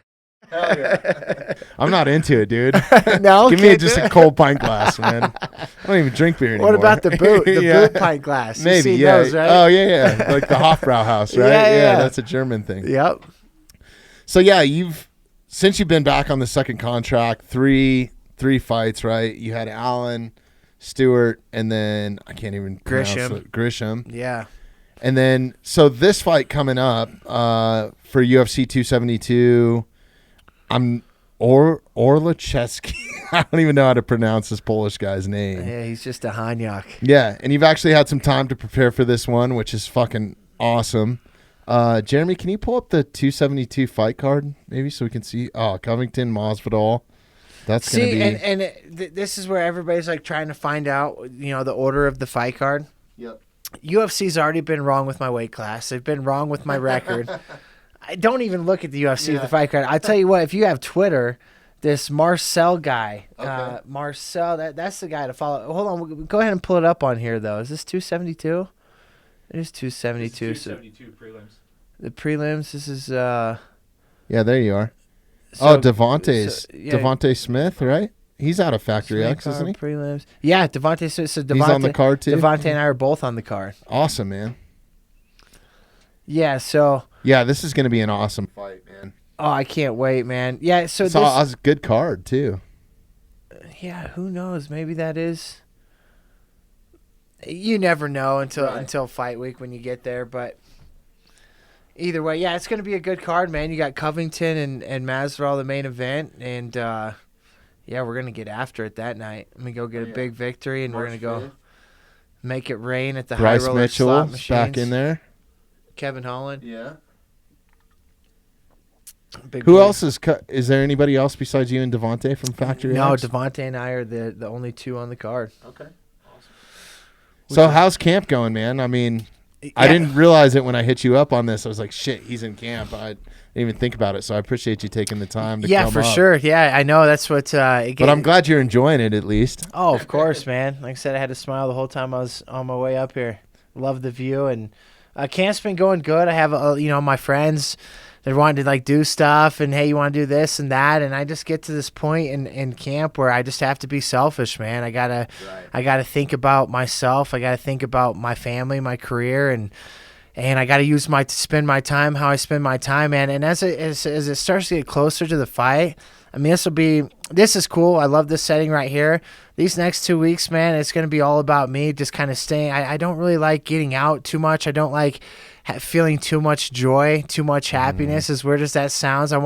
It's time to just get dark and dirty and everything's bad. Nothing's good. Nothing good is going to happen inside that cage and on fight night, and if I'm fortunate enough and I can get out of there healthy. But other than that, man, it's not going to be good. It's all ugly. It's battle. And even this whole pandemic has really taught me how to grow in that, because at first I thought it was really weird. Like, man, I don't get to see anybody before this fight. Now I don't want to see anybody. Like, my wife knows. I tell Kayla, like, I don't want. I definitely don't want to see her because I don't want to feel. It'll make me soft, right? Sure. It'll make me kind of soft and vulnerable. I got to be hard as fuck, and ready to go in there and get the job done. And that's what it comes down to. You got to make a decision right now. I mean, I made the decision weeks ago, but I got to make the decision to win that fight. Stay focused. And like I said, I thought that was cool. And during this pandemic, it taught me that I need to stay away from those guys. I shouldn't be at the same casino as all the fans. I shouldn't be. We're fighting at Mandalay Bay down at the the craps table, throwing dice and having fun. None of that should be happening until after the fight, so I can be completely focused on the task at hand. No, it makes a lot of sense, and shout out to the wife too for being accepting of that. Yeah, not absolutely. every woman would understand that, right? Absolutely. And she's been my ride or die my whole career. She saw we were dating for 4 months, and she saw my first amateur fight. This past Valentine's Day, it was our 15th Valentine's Day together. Damn, so she's congratulations. Been here thanks, man. She's been here the entire career. And shout out to her big time, because I do turn, like, these past couple weeks, it's hard for her too. Like, I get short with her. I don't really talk with her. It's just weird, man. I mean, especially I've taken it to the next level. I mean, you have to be that way to achieve success at this level and in this sport, in this environment. Yeah. And I think even this year you've stepped up your mentality a bit more too, like, right? Like getting that contract and is this a top 10 fight? No, here? But it will be. Yeah. So we're both knocking on the door, top 15. Yeah. He's 16-4, I'm 16-5. Which is crazy how fast you've climbed that ladder. I mean, for sure. And what people, I say this often, what they don't really realize is, I'm 17 right now. That doesn't mean I have to beat 16, 15, 14, 13, 12, all the way up to number 1. This sport, and anybody knows it as well as I do, it's timing is everything, and that's life in general, but timing is everything. I can go in there and get this win. I can go fight number 12. Perhaps I fight number 9, and then I get one more win. You fight number 6 or 5 or whoever. Yep. I mean, you're realistically 2-3 fights away with the right hype, with the right finishes, with the right momentum from getting a title shot. And it's who's hot, man. Who's it can happen overnight. I mean, it can happen overnight. Look at Moreno. Who I look at is my buddy Anthony Smith. That's a guy that we got into the game about the same time. Midwestern guys. I was fighting, and then I fought some of his teammates in Nebraska. But we were regional scenes, traveling around, fighting everywhere. I knew of Anthony. We almost fought. Anthony and I were signed to fight. I was going to ask you that, because that could happen, right? Chris, in the future. Now it won't. Yeah, it won't, because unless it's for the title. There's no point. There's so many fighters out there. I don't need to go especially through Anthony. In your division, man. Especially my division. The light heavyweight is I don't need to go fight Anthony unless he has the title and I got a chance at the title. I think him and I would both shake hands, like, let's go bang it out until and may the best man win. You're banging it out most days anyways. Yeah, together, exactly. Right? But if we're fighting, here's Anthony, man. Anyway, he big fan showed of Anthony. me, man, that it can be done. Like, I look up to him a lot because he's just a kind of an average guy on the fighter, had all these losses on his record, and people are like, oh, who's this guy? Comes up to 205, gets 2 wins, beats Rashad Evans, beats Shogun Hua, and now the guy's fighting John Jones. I know. That was crazy. And it's like... And put up a good fight with Jones. Oh, yeah. Put up a good fight, and now it's like, holy hell, a guy I know, this guy right here who's no different than me, just made it, man. And it's like, damn, that gives me hope and inspiration. Here he's fighting Andrew Sanchez, who I gave Andrew Sanchez his first loss. I fought him when he was like 8-0. And beat him, and then Anthony's fought him. We fought a lot of the same guys. What a great training partner to have. Yeah, too, for right? sure, man. Yeah. He just had surgery on his knee, and then he ended up getting staph. So he's been out for a little while, but I think he's back to healthy, and he's going to be in here. Soon. I like seeing him on the desks too, man. I love seeing that. Yeah, a little bit again, too, so. Good for him, man. Again, that gives me hope and shows me that I would love to do something like that, to get on the mic and man. I think he's good at it too, man. He's great at it. Yeah. So after your training, after your camps and stuff, what are you doing recovery wise? You do sauna or ice baths? Or I'm I'm ice bath for sure. After my last fight, I sat in the ice bath every single night. Yeah, just my legs were so beat up, my arms are beat up. And I'm starting to feel it now, a little bit older, 33, older in the fight game, not like in life, but the fight game. I've had a lot of battles, man. So I've got all these different aches and pains on the body that are adding up over the years that you just got to really make sure you're taking care of. And ice bath is a big one. So are you doing that daily then? And Yeah. For how long? About 15 minutes. Damn, dude, you're stuck. Yeah. Everybody thinks that's a long time. I don't know. I've researched it. I said this. I just don't feel like 3 or 5 minutes is enough. I need to be in there for like 10, 12 minutes for sure. Most time 15 minutes, honestly. You know what you should hit up is I don't know if Kevin Hart's still doing it, but he has a podcast or it's a YouTube channel or something. It's called Cold as Balls. Oh, okay. And it's him and a pro athlete in an ice bath, right? And they're doing an interview while he's in an ice bath. But it's pretty fucking hilarious. Yeah, man. Yeah, that's good shit. I see. I don't know if I could do that because I don't like. Again, I like going to a dark place. Right. I don't like talking. I get in the zone, man. Yeah. I really dial in. No matter whatever I'm doing, if I'm at practice going through my warm ups, I hate when guys like come up to me and try talking to me, and I don't mean it by disrespect, but I'm in my zone. I'm trying to get ready for my practice. I'm trying to focus. If I'm in the ice bath, I'm zoned in. I know. Okay, I'm not thinking about how cold it is. I don't want to talk to anybody. I'm thinking about these seconds that are going by. That's what podcasts are for, right? Yeah, man, exactly. That's awesome. And it makes a lot of sense, man. You're at the fucking top level of fighters in the world, right? I mean, the top 25, and then that's it, right? Yeah, that is pretty impressive, in the UFC, man. Yeah, which it's is crazy. Incredible. Are you taking any supplements, CBD, anything I am. like So that? now, I've get these Thorn supplements. Here you go. What is this, a whiskey Is this barrel? you? No, this ain't me. Who is this? Who is I this don't know. guy? That's Greg Anderson. Okay. He's going I don't know in. about the barrel, man. He's I need going in. something to lay down in. Oh, and see, hey, my boy Alex Hernandez, he's big with the head. Like, if you're going to get in there, You got to go. you get your head in. submersed, huh? You know when you get in, you want to be like this? Oh, no. You get in there, you open your fingers, you open your hands, let that get in there. You open your arms, get in your armpits, you spread your legs, gets up in your balls. You need that, man. I'm telling you. He taught me that. He's so right. He's like, look at you. He was over there like kind of like this, and I'm in the corner like this. He's like, bro, you got to accept it. You got to get free. You got to get open. Do you guys have an ice bath at the gym? Is that where So you're doing there's it? one at DSR, Denver Sports Recovery. Yeah. And that's where we've done that one. And then my boy Alex Hernandez and I, we'll go out. We just right down the road, and we'll find a little creek. It's and we'll easy to just find jump here, in. yeah. Hell yeah, man. Polar plunge. In fact, almost to the day, we were up around this, I think, Laro Bear Park. Yeah. Just went and hopped in, man. Snow on the ground.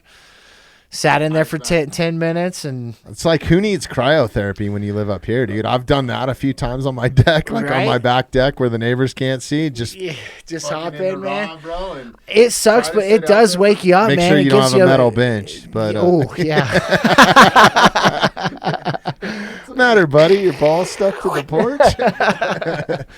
Oh, man. No, that's but yeah, I mean, that's one great thing about living in the mountains is you can do a lot of that shit. Or even in the middle of summer, if you dive into some of those high mountain 100%. lakes So, or yeah, when alpine lakes. I fought Darren Stewart August 28th. I was still driving up here and jumping in streams. It doesn't have to be freezing cold, 40 degrees, whatever it is. Jump in, get you some for about 10, 15 minutes and get out, man. It increases your mood. I mean, everything about it's good. No, I got into it in the last couple years, like you said, getting older, and this past year I was dealing with some plantar stuff, and it would help every time I got in. Oh, with for sure. that. So Natural big healing, stuff. man. CBD too has been huge for me. I don't know. I used to. I haven't found a good company to back me and to the products Really? that. Yeah, I had Revivid, which was a good CBD company. They were going to sign me to this deal. They were like, give it 6 months. We're working some things out.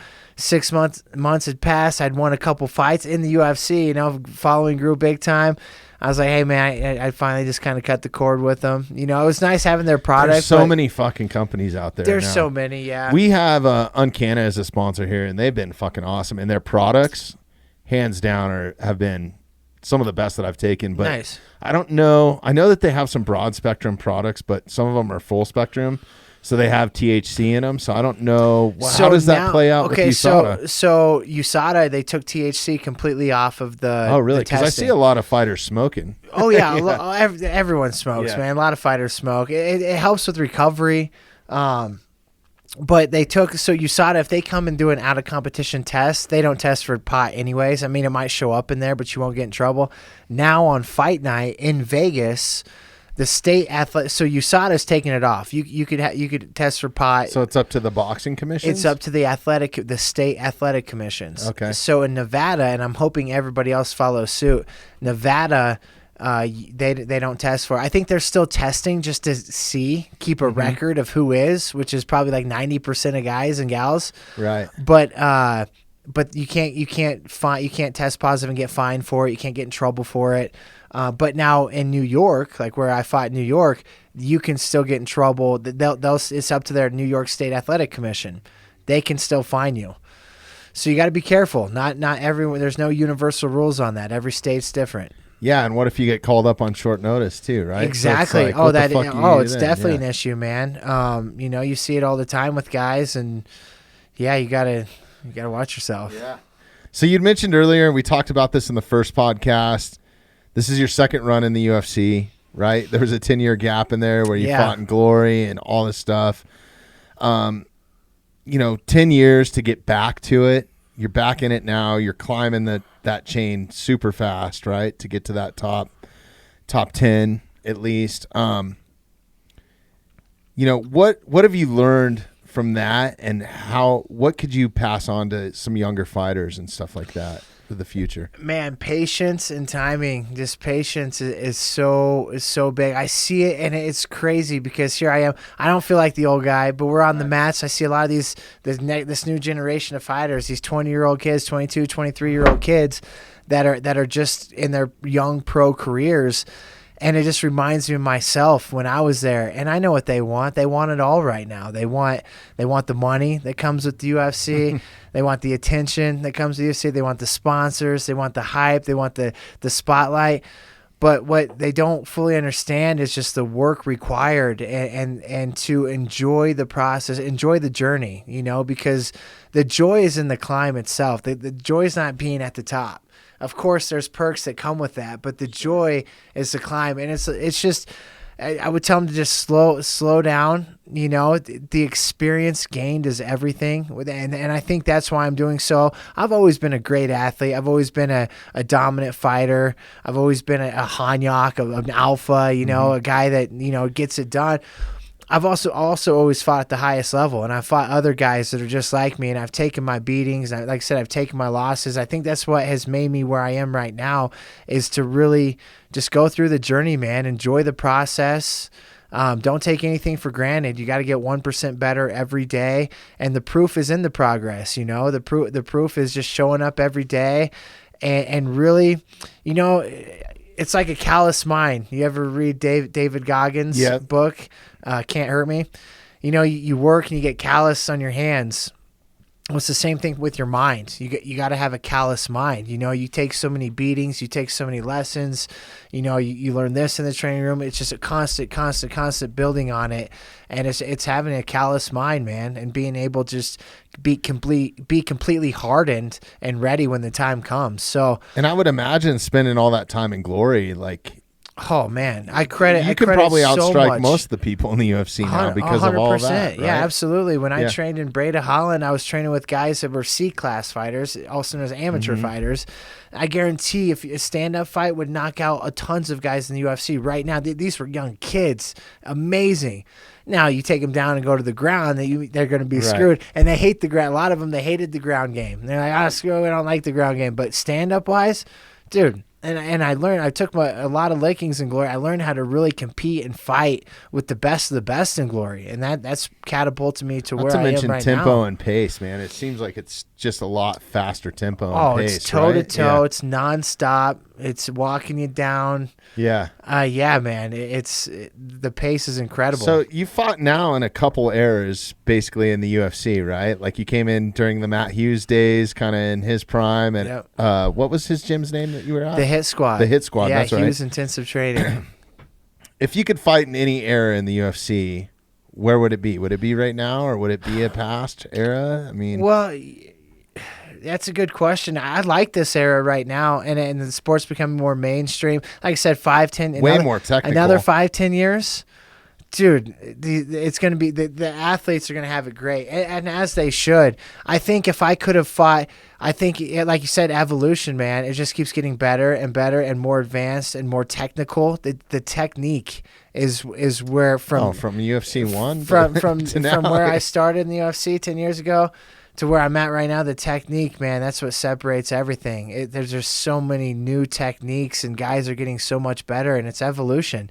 I think if I could have had this mindset right now, if I could have been me, like that 23-year-old kid, I probably would have climbed my way to the top pretty fast. Right.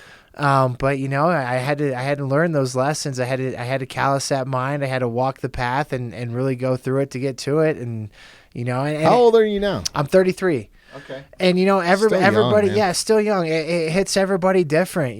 Going back to, I see these guys. They want to rush everything. They're like, screw this. Like, I'm 3 or 4 or 5-0 pro. Like, I should be there. I was that same kid.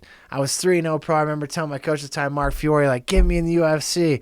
He's like, calm down. I was 4-0. Get me in the UFC. I belong in the UFC, man. I want to be in the UFC. I want the money. I want the paychecks. I want to be there. And he's like, he always told me, he's like, relax. When you get there, they're going to love you. Just chill. Take the experiences. Calm down. Let it happen, And I wish I would have let it happen then. And even though, I was winning my fights, it's just, you get up there and then, you just start thinking everything's so mental, man. Right. And now it's, limited distractions. I'm just so much mentally stronger than I've ever been. Have you thought about how long you're going to do this, or how much longer? Well, this is for your sure. Career would go? I would think that this is like my last run. When I say my last run, I still think I could, 3, 4, 5 years. Time will tell, in the UFC, right? And time will tell. I'm definitely not going to be the guy, 39, 40, whatever. I don't want to put a number on the age, I guess, but I don't want to be the guy that's sticking around and losing my legacy, getting my ass kicked, just looking back. Which is unfortunate because you see a lot of guys go through that. Yeah, you do. And it's tough, man, because I'm never going to think I can't win a fight. I'm going to be 60 years old and some guy's going to be at the bar talking shit. I'm going to still think I can, even though I probably physically won't be able to, this young guy, if Father Time's undefeated. Yeah. So that's what makes it difficult, right? As a competitor, you just never want to call it quits, and even thinking about it. I'm not thinking about it right now. I'm really not. I think it's because I should be. I think. Yeah, I think I think I've got the best still is yet to come, and I'm definitely not going to try to stick around. After my prime or after I'm. I can't do it anymore. Have you thought about a career after fighting? Like any plans? Like you mentioned being a commentator or something like that. That's what I would like. I'd like to get into the broadcast booth and maybe get on the mic a little bit and see where that takes me. And of course, get better at it. I'm pretty good at speaking in general, but the more I do it, the more I commentate fights. I just got to practice more and do it more. I think I could be a natural, and hopefully that's another opportunity that opens up. So no pro golf then, huh? I would love to do that too. Yeah. That's still on my bucket list. That's still on my list of things that I'm going to strive for daily, So the senior tour 55, I'm hoping to sneak in there as long as I can still. That's why I can't fight too long, so I can still be able to swing a club well into my 60s, And then I see you cornering, a lot more since you've been at Factory X. Have you considered coaching at all? So I've considered the coaching side of it. I've considered the management side of it. I'm in my agency, my Iridium Sports Agency. My management group right now is the best in the business. They manage, over 100 fighters in the UFC. And the guys they've got a great team. That's a lot. Oh yeah. And to be on that side of it, it's like, holy God, wait a second. We've kind of become friends with Jessie Jess.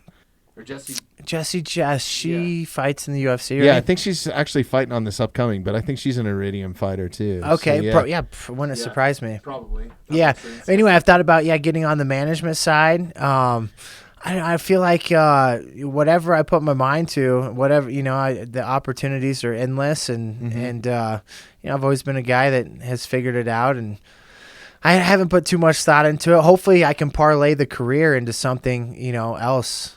Yeah, absolutely. I think that you totally can. I think it's just having a plan before that day actually comes, I Oh, think yeah. is a big part of it, right? Yeah, for sure. Yeah. So you can keep that momentum.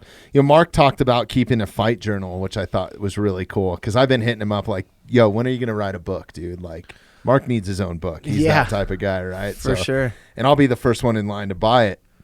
But he was talking about he keeps a fight journal after every fight, like even writing down shit that's not technical, like funny stuff that's happened and all this sort of stuff, which I thought was really cool. And it made me think about like, fuck, man, maybe I should be doing more of that in my life with my kids or after a bow hunt or maybe even after a podcast or something, right? Dude, because there's things that you forget. The best thing about this is it's all, I can go back and listen to it, right? Yeah, that's super cool. That brings it back. But have you been keeping track of anything like that so you can pass down I've been some saying stuff? I ordered a journal. I need to write more in my journal. I need to make that a priority this year because you're right. I think what I'm going to miss, actually I know what I'm going to miss the most about when it's over is the fight weeks, the fight trips. So if you keep a fight journal, like I'm sure you guys talked about it, but man. dude, the fight weeks are some of the most best times. You're sitting with your friends, your teammates, your coaches, the guys you train with. You're eating food, you're laughing, you're sharing smiles, you're sharing stories, you're cutting weight, you're working out. And fight week's always like a lax week amongst your crew, but it's also, everyone knows as the time gets closer, every day gets closer and closer and closer until it's fight day when shit really gets real. But there's so many great moments inside of fight week. Like the best thing to me is the stories we share at dinner. We'll go out to eat, dinner, lunch, breakfast, whatever it is. We'll sit at that table for 2.5 hours just eating and talking and being happy and just this being in the moment, being where our feet are. And that fight journal, I need to do that myself, man, because those are some of the best using moments. one on my phone. It's an app, and I think you got to pay like a yearly subscription or something. Do you It's not talk? much. You can talk into it. Okay. It's called a daily journal, so it records I need to do location, something like that. time. You can add photos. You can add voice recordings. You can add video to it, and then you can put notes. So I think I have like 38 different journals. Like one of them's just specifically for the podcast. Well, then you got every podcast too. Right, yeah. So there's that's been awesome. I mean, that's been one of the best things about podcasting is like I'm actually putting something down that I can go back and remember, right? Yeah. And like some of the relationships, like you and I wouldn't be friends if it wasn't for this. Right, man. like, so that's crazy. Yeah, This I'm grateful podcast for allows it. us to do life together. That's crazy. You should maybe consider that too, man. Yeah, So- for sure. Another book I read recently called Green Lights by Matthew McConaughey. Okay. And he wrote that entire book based off a journal that he started keeping when he was a kid, much younger in his life, and just all stories and moments and time. And that book is an awesome book. And I'll have to check that out. Yeah, check it out. And he actually, so I do all my books on Audible. If I had to, and I'm a good reader, I can read quick. The thought of sitting down and reading, I would not get through as many books as I get through as I do with Audible. I am not a good reader. Yes. my mind wanders too much. But audiobooks, I get more tuned in because I feel like I can multitask when I can do that when I'm on a walk or at a gym or whatever I'm doing, right? I mean, about the only time I'm not listening to something or not trying. Recently, in the past couple of years, I call it learning, right? Because you're learning as you're listening to, whether it's a podcast. It depends on how you look at it, right?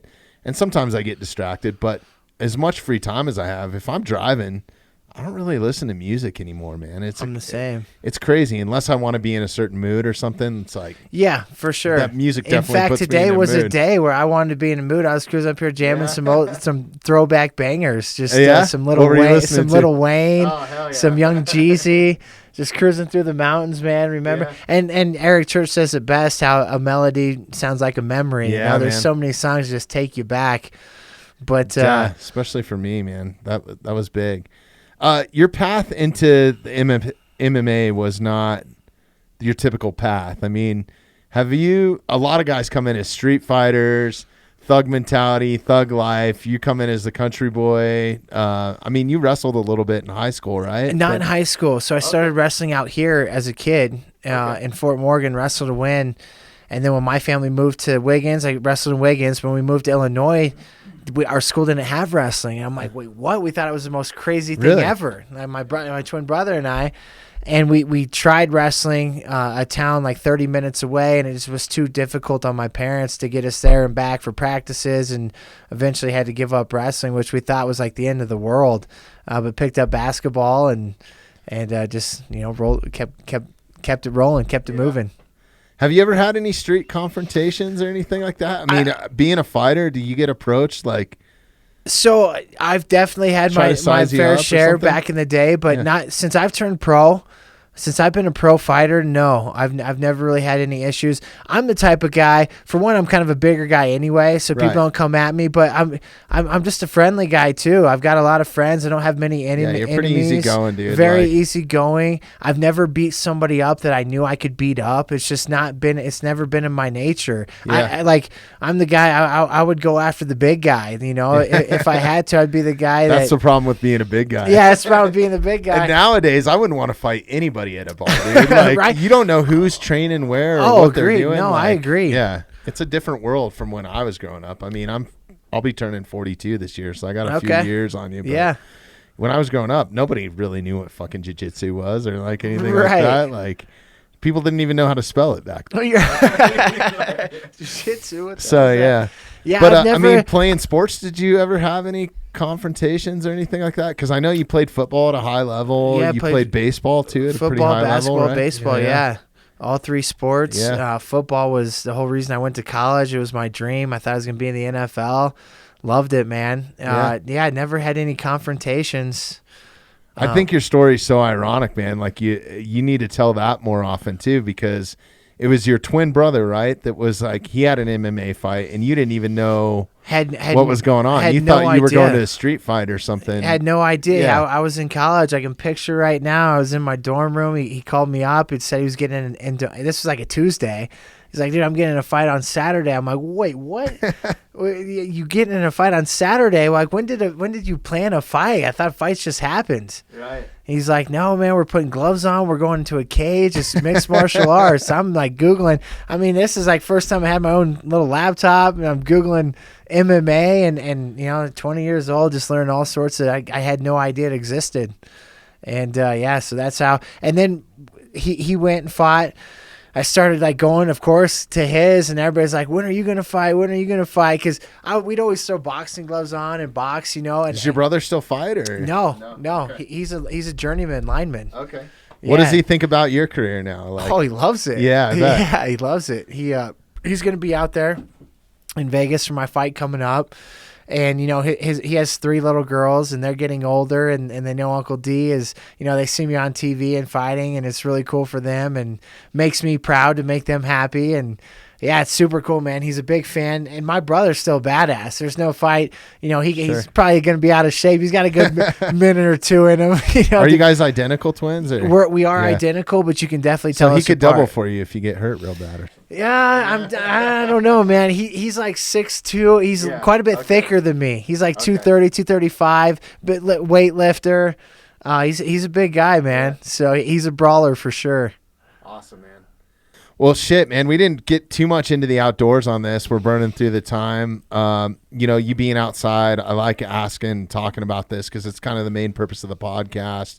You spending time up here in the mountains.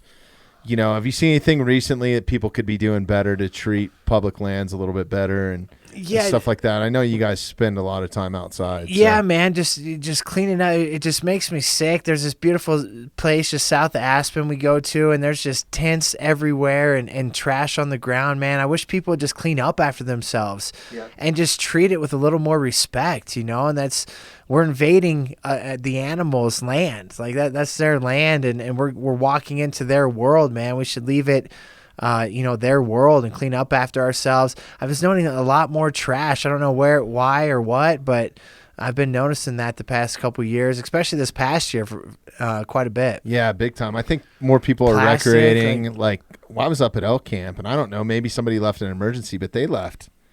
They must have left in the middle of the night. What I'm full thinking? tent, everything, dude. Yeah. And it was like collapsed by the time we got up there. What I'm thinking? I think people just get the gear, and then I saw 2 camps that we passed by when we were pulling out that said like free, and it was on this their tent. They So just left all their shit they in the just middle leave of the it. Like they think that they just buy it. I think they're out of state and they just jet. They Don't buy wanna all their haul- shit. They don't haul want it to haul back. it out. And they just leave it. Yeah, that's not cool. And I think that's messed up. That's crazy man. because I saw something like that too, where it's like basically just an abandoned camp. I mean, there was clothes, fucking all their trash they left behind too, unfortunately, you know. And then by the time I saw it, it was scattered everywhere from animals eating it. and Yeah, shit, dude, and- I think it's which isn't good for them either. No, So, yeah. not at all. I think it's a case where these guys are coming in from out of state. They buy everything or have their buddies help or whatever, and then they just leave it. Yeah, I think that's I think messed single up, man. use stuff too. If you can bring in, you know, reusable jugs of water and stuff like that. I've been trying to be more conscious of that, and we should do it here at the podcast too. We need to get like a bubble or something. I don't know. These Jocko Goes, you I just can't bring really my little. put. Hey, these are Yeah. pretty good, man. Yeah, By the way, it's good shit. This is Jocko's drink. Yeah, they sent us. They're a new sponsor of ours, Origin Maine. Actually, you should check them out. They're Cam Haynes just went over there. They make Jocko makes all these different Jocko fuel products, and this Jocko Go is one of them. It's sugar free, keto. It's an energy drink that are fucking. They taste pretty damn good. Yeah, you they like do. it? Oh, yeah, I do like Which it. one do you got there? The sour apple, same one as you, yeah. I'll send you home with that other flavor too, and we'll get Okay. some more of these in. But yeah, then- no, I've become addicted to these. Like one a day now. It's like Okay. yeah. Well, you know what I need to get you in here is some Koyos beverage. My wife is working for Koyos Beverage now. It's a beverage company. They have Fit Soda. Man, what was I thinking? I should have brought some in here. Yeah. Maybe pull it up. Koyos Beverage, Fit Soda. Nice. You know, they're located here in Denver, and they got to deal with Costco and Whole Foods and Sprouts and. So it's a soda but it's good for you. Yeah, then, it's I like would imagine. BCAAs, Okay. natural caffeine. You know, similar drink to this. I think amino acids. Yeah, and It's awesome that they're catering to that now because if you're not, it's like soda water and water, right? If you're trying to, like even Right. orange juice and apple juice and all that sort of shit has so much sugar in it. Oh, I know. So man. much added sugar or syrups and all that sort of shit, man. You really got to watch what you drink. Koyos,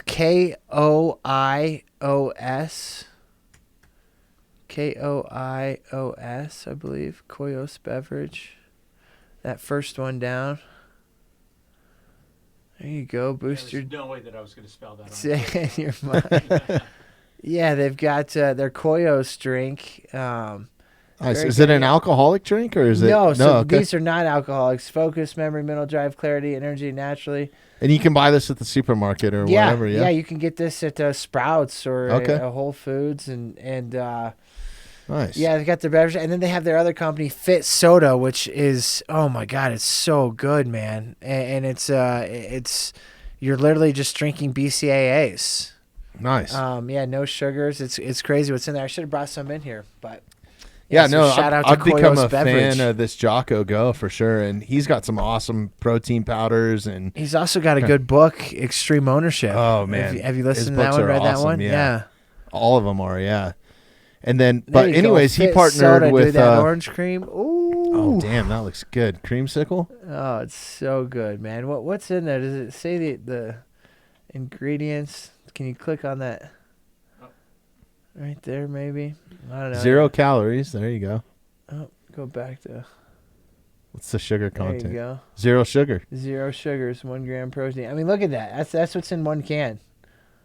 That's crazy. It's right? all vitamins. That's how this is too. It's just Good, vitamins, yeah. right? Yeah, it reminds me. Yeah. It's similar. Oh, that's awesome. No, but you should check out Origin. Jocko's partnered with them. I don't know exactly how that partnership came up. I was super fortunate to that we're affiliated with them, now, and they're coming out. It's 100% American-made company. So they brought these fabric looms out of restoration, and it all started with trying to find an American-made jiu-jitsu gi. So that's what they wow. first started making. So they're the only 100% American-made jiu-jitsu gis. Now they're making rash guards. They're making jeans. So they have denim products, a geez. lot of workwear. They What's it called? Boots Origin. It's Origin? originmain.com. Oh, and it's Jocko's. Yep. And then Jocko, it's Origin, originmain.com, and it's Jocko Willink and Pete. Look up Pete's last name. if you wouldn't mind, Jeremy. But anyways, fucking awesome company. But here's the best part. And I didn't know about this. We became affiliated with them prior to this happening. But they're starting to make their own hunt line of camouflage, right? Okay. So like all these other companies that are out there, like big name brands, all that shit's made in Taiwan or Indonesia or wherever the hell they manufacture this stuff. Mm-hmm. And okay, Pete Roberts, awesome guy, jiu-jitsu guy as well. Okay. But they're going to start making camouflage for the hunt community. Nice. And it's going to be 100% American made. Cam just left Under Armour. He's over there. Oh, wow. Also one of the co-founders of Under Armour. Kip, I forget Kip's last name. He's over there helping develop it. So like real people in the industry, you know, tried cool. and true. And Jocko's going to be a part of it too. So I'm Nice, super man. excited about that. Should be out this hunting season, but they make badass Origin. hoodies. They sent me a couple pair of jeans, Oh, sweet. some other stuff. I have during the pandemic, how I found out about them is I was trying to find a full set of kettlebells Okay. and I couldn't find them. So they started sewing leather bags together and you fill them with different things, with sand, pennies, that sort of thing. And you've got a kettlebell basically, but it's That just would be made out cool of to have leather. a kettlebell They're full awesome, of man. pennies. I use them all the time. I throw them in my backpack. These things and- are money. No It's one a- even knows what you're saying. I think like, I have oh, yeah, they're money. dude. Yeah, I went to the bank in the middle of a coin shortage, and I was like, I need $200 in pennies because that creates 35-pound kettlebells. Okay. In the origin 200 bags. pennies is Yeah. 35 pounds?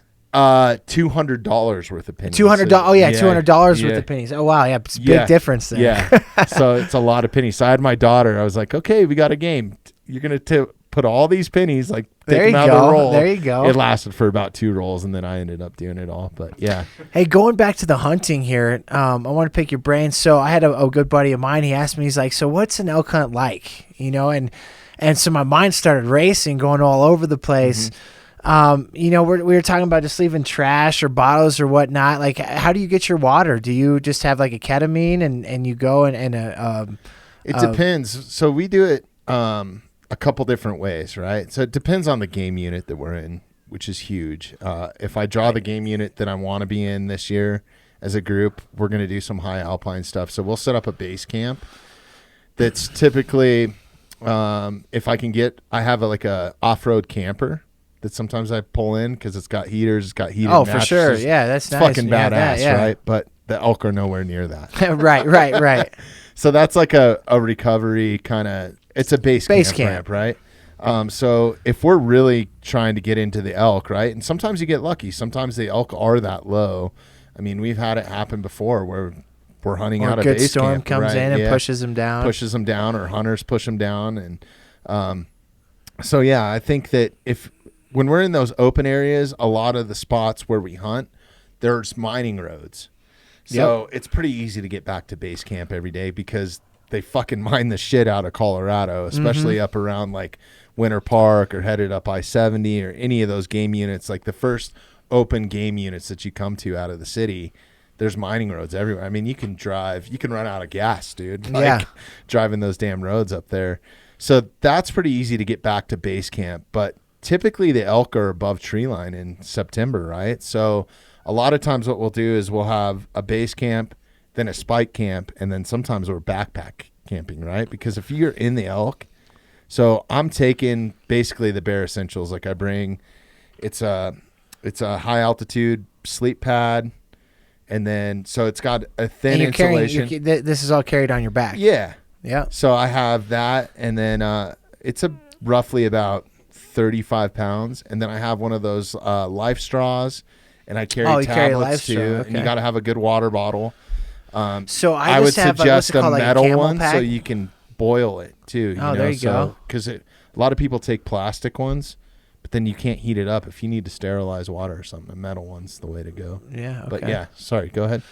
Yeah, I was just trying to create this picture for anyone listening, and yeah, you usually have a base camp, and then from there you sprout off. Yeah, And so I guess I'll drop my tent and stuff at a spike camp, right? Yeah. So I'm shedding 30 pounds, and I'll leave my burner there, and like from there, then I'm just going out with my bow. What are you packing to eat? I mean, do you have your just mountain man meals? No, I'm not. Do you big have a on jet the boil? MREs, You're dude. not? I love them. I love them. To be honest with you, we shoot grouse along the way. Same. Yeah. Yeah, so I That's a have good I have fucking meal. one confirmed bow kill. Yeah. This is a good story.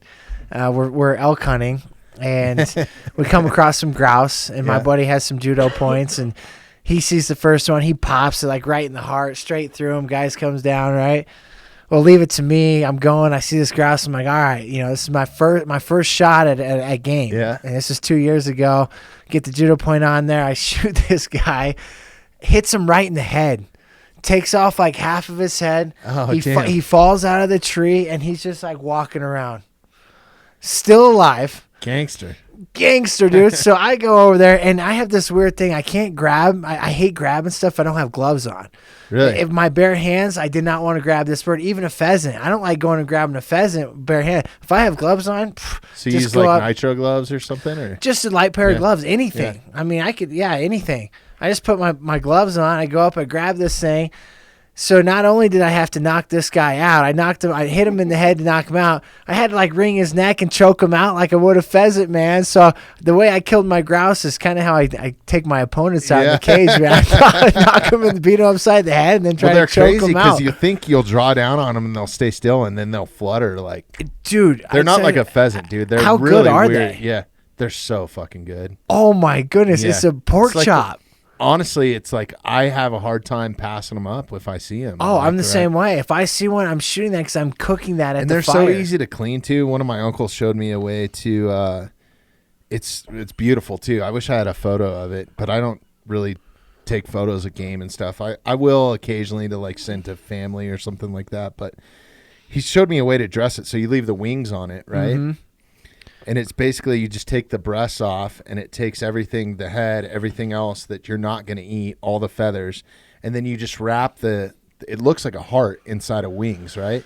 And you put it right inside of there and you just shove it in your pack. There you go. Yeah, and it keeps it in there and it's pretty durable. It keeps it clean. And then when you get to a stream or something, then you can rinse it off and do whatever. But we typically camp close to water. And Yeah, so with your stuff like water, that. going back to your water, do you have like a ketamine? Like a water filter pump? Yeah, no, and then you just pump it into. I have one of Because how those, I do but- it, I have my ketamine. And I just Mm-hmm. I pump it straight out of the creek and straight into my camel pack. It's filtered through there, and Yep.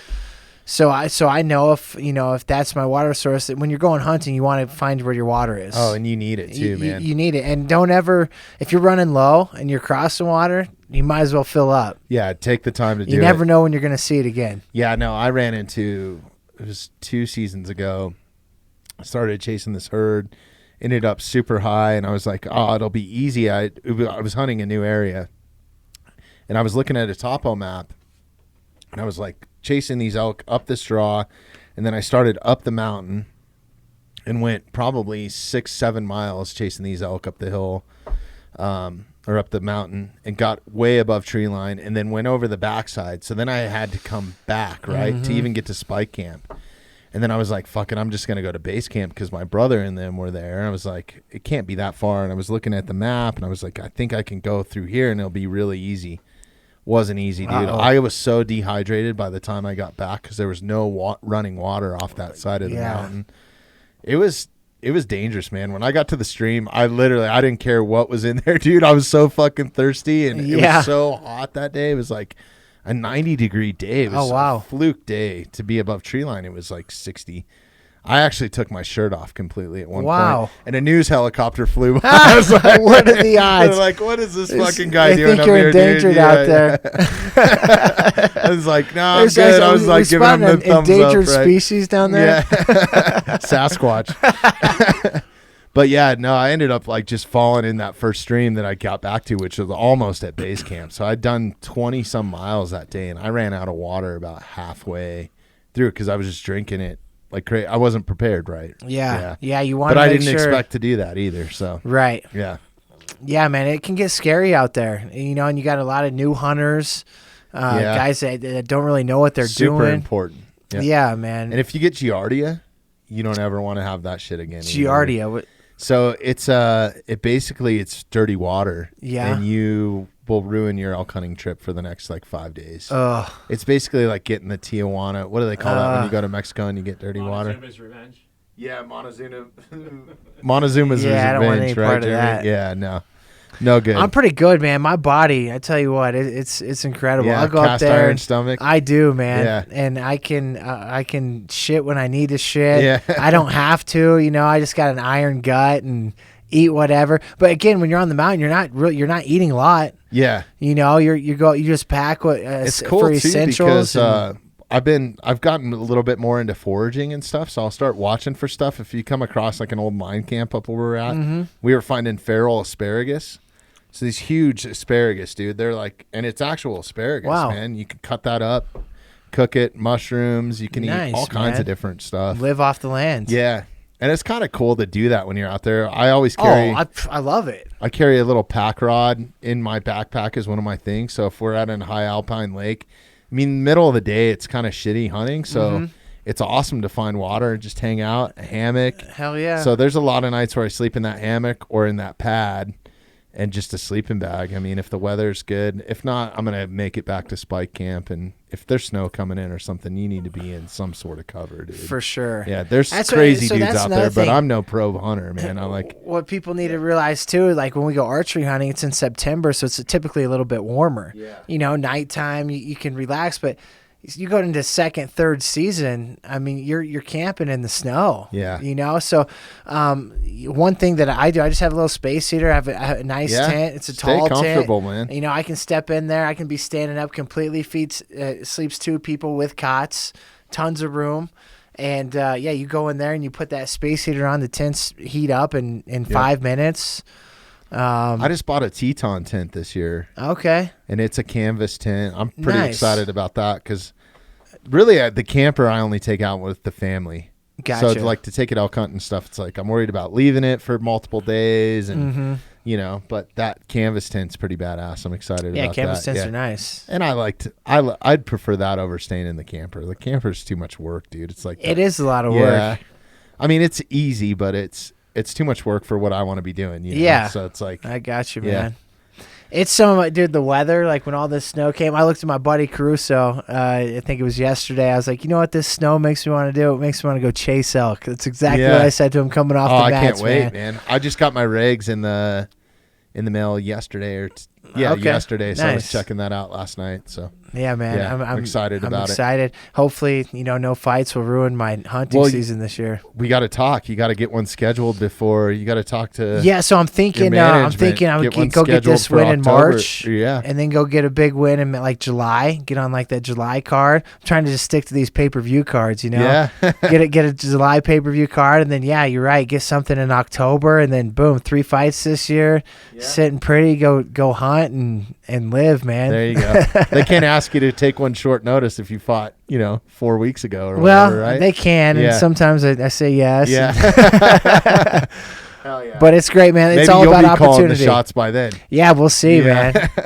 Well, what's next after 272? You got anything planned? Any big No, trips? so I do or- have. We're really busy, man. We're so I got UFC 272, and then the following week I'm back in Vegas with my buddy Cody Brundage. He fights on Oh, March right. 12th. You're So gonna the be week cornering him. Yeah, I'll be cornering Awesome. him. And then the following week after that, I'm going to be in Miami for a wedding. A friend of my wife's and back home in Illinois. We're going to be out there, make a little vacay out of it, about 5 days. Got a couple buddies that live out there. Go see them, hang out. And then the first week of April, one of my good friends is getting married, and I'm standing in that wedding back in Illinois. And then the end of April, I'm playing in the Barstow Classic. Oh, no shit. Which is my second year. We played for the first time last year, and they came to Denver at Arrowhead last year. My buddy and I got in. It was a great day, great experience. I'll be playing in the Barstow Classic for the rest of my life. God willing, nothing comes up or whatnot. And this one's going to be in Nashville, Tennessee. Have never been to Nashville, so we're going to make a little trip out of that one too. Oh yeah. And then, so that's what I'm thinking July, because, I'll be in and out of the gym. I'll have some stuff going on, but I'll be in when I can, and of course when I'm around, and then when I'm out of town, doing my thing. And then May, June, get in the gym. Got 8 good weeks, May, June, fight in July. Have a good summer, and then get around to hunting season. So I got a little bit of in my mind of what You got it how all it's gonna planned play. out, dude. Yeah, You got a lot if going everything on. goes according to plan, man, it's going to be another good year. Hell yeah. Well, should we wrap this shit up, man? Yeah, We've been at it for a one bit. thing. How long Yeah. have we been at it? couple hours. A couple hours already? Wow, okay. Just about. You know what? Maybe I'll save this for the next time. Okay. Yeah. Well, you can drop. I mean, we got You want time. me to drop This it? is Yeah, your we time, got a dude. few more minutes. Yeah. So cryptocurrency. Are you in it? Do you enjoy? What's your I thoughts? bought some Bitcoin, but Jeremy here, that's the crypto king over He's there. the crypto Really king. not. I got a good tip, and that was it. Yeah, and then a year ago, Well, what was the tip a year ago? my buddy just told me he said Ethereum's going to blow up. So Yeah, I really like Ethereum. Are you still crushing it, or 'cause no, it took dude, a huge dive? it took a shit, but I bought that to park for my kids, and sometime in the future they'll spend that. Oh, 100%. I have my niece just had a birthday. I tell my wife, man, I want to gift these kids cryptocurrency. Yeah, that's why I got it split between my two kids. And they're sponsoring the UFC now too. Yeah, right? crypto.com. I Okay. mean, that's the name of the Staples So Center. I have some Bitcoin through Cash App. You know what I just am coming up on right now is Black Rifle just went public this past really? week, so I bought some of their stock. So What's it trading now at? I'm part of an owner of Yeah. my own sponsor. well, and you realize so it's cheap right now. It's Is like it? $15 a share or something, Okay. I think. And I think today it jumped up to 20. Well, you know what's so. cool? You just said something really interesting. You're part owner of your sponsor. Yeah. What this next wave of crypto is going to be like is the whole world. Everything is going to be tokenized.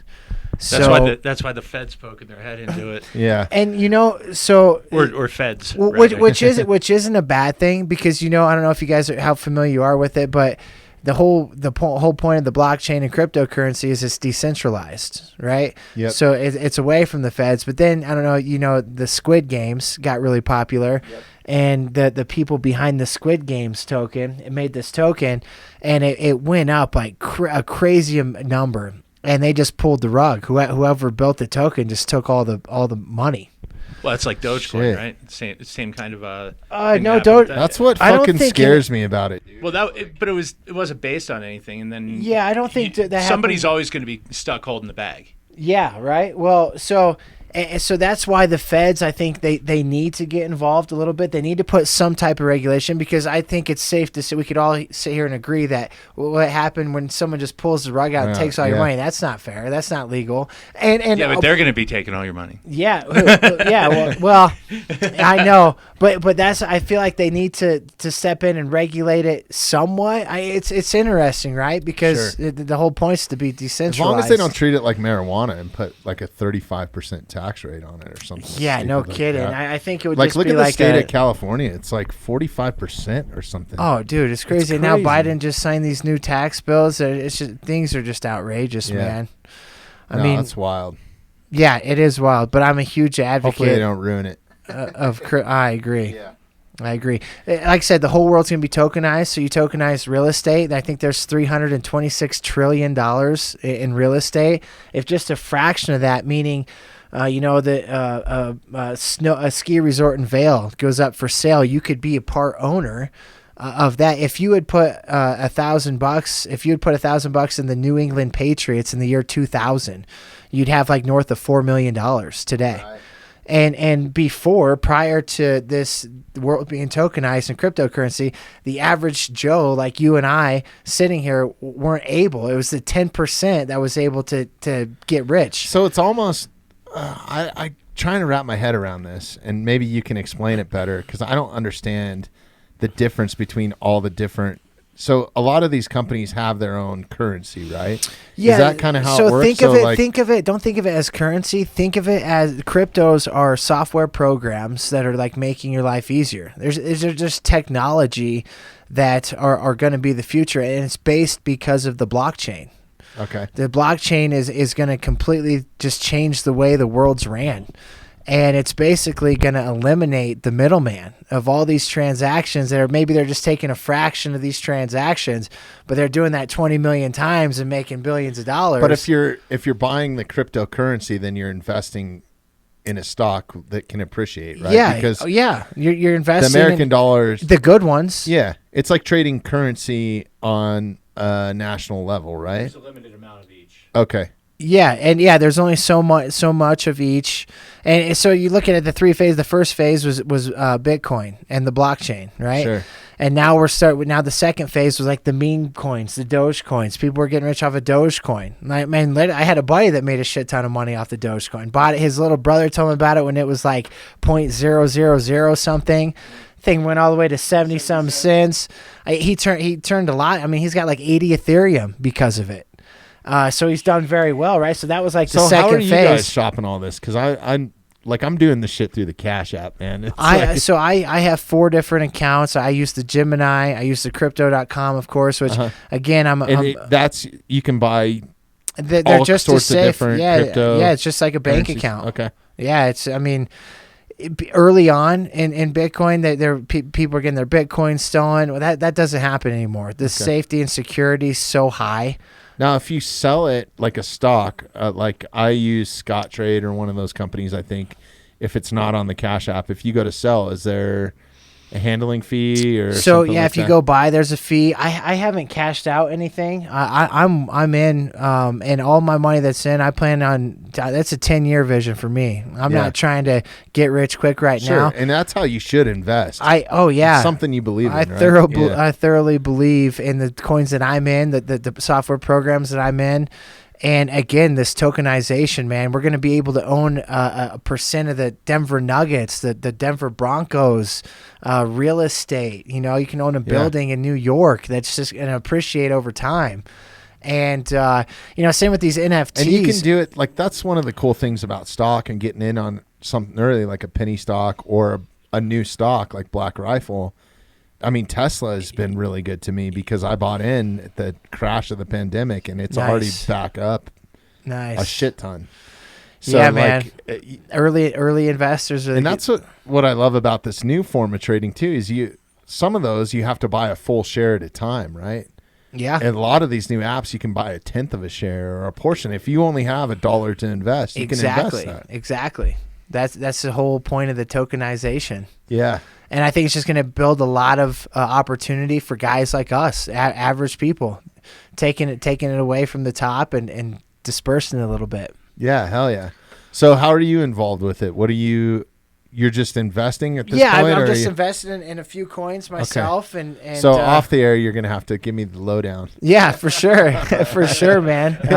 And I tell all my friends, all my family, all my buddies, I'm kind of crazy about it, man. Yeah. I mean, a lot of my extra time, I'm sitting there researching cryptos and looking up information, finding out what's going to be next. And like I said, they're all software programs that are making our lives easier. It's technology, man. It's crazy where the world's going. The whole metaverse shit and all that. The metaverse, sort of stuff. Oh boy, there's a whole other conversation. Yeah. I'm not a fan of it. I'm not either. But I'm going to invest in it, and I'm going to, hope for the best. Right. I'm definitely not a fan of it, the metaverse and just this fake world. And it. Yeah. It just gives people a sense. It's like these avatars, and it just makes people feel good about themselves. Did you notice that nobody in the metaverse has legs?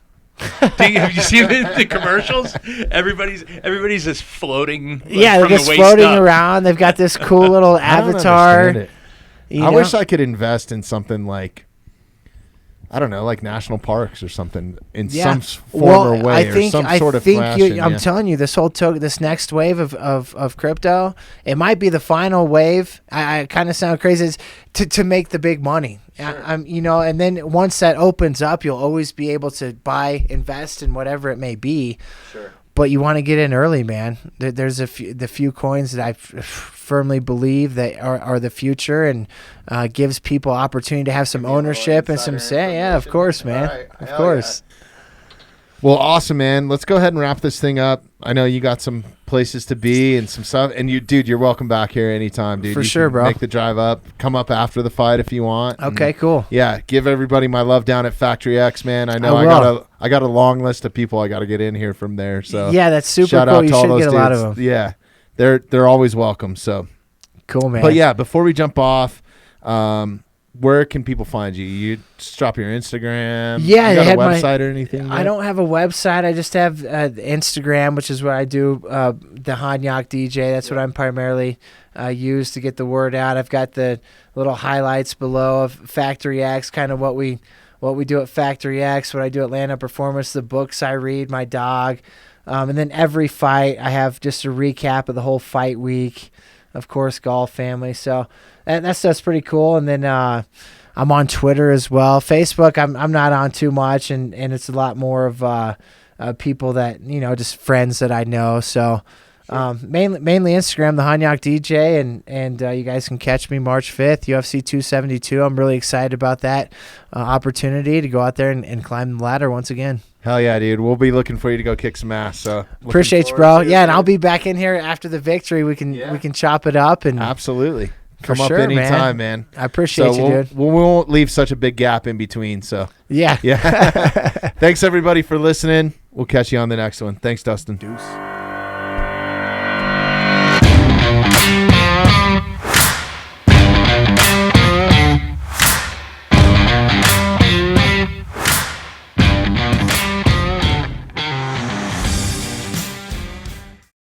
There's nothing I love more than supporting America, showing my patriotism, and buying 100% American-made products. Origin Maine is one of the only companies that I've found out there that makes an incredible product that's 100% designed, produced, grown, built, and manufactured right here in the USA.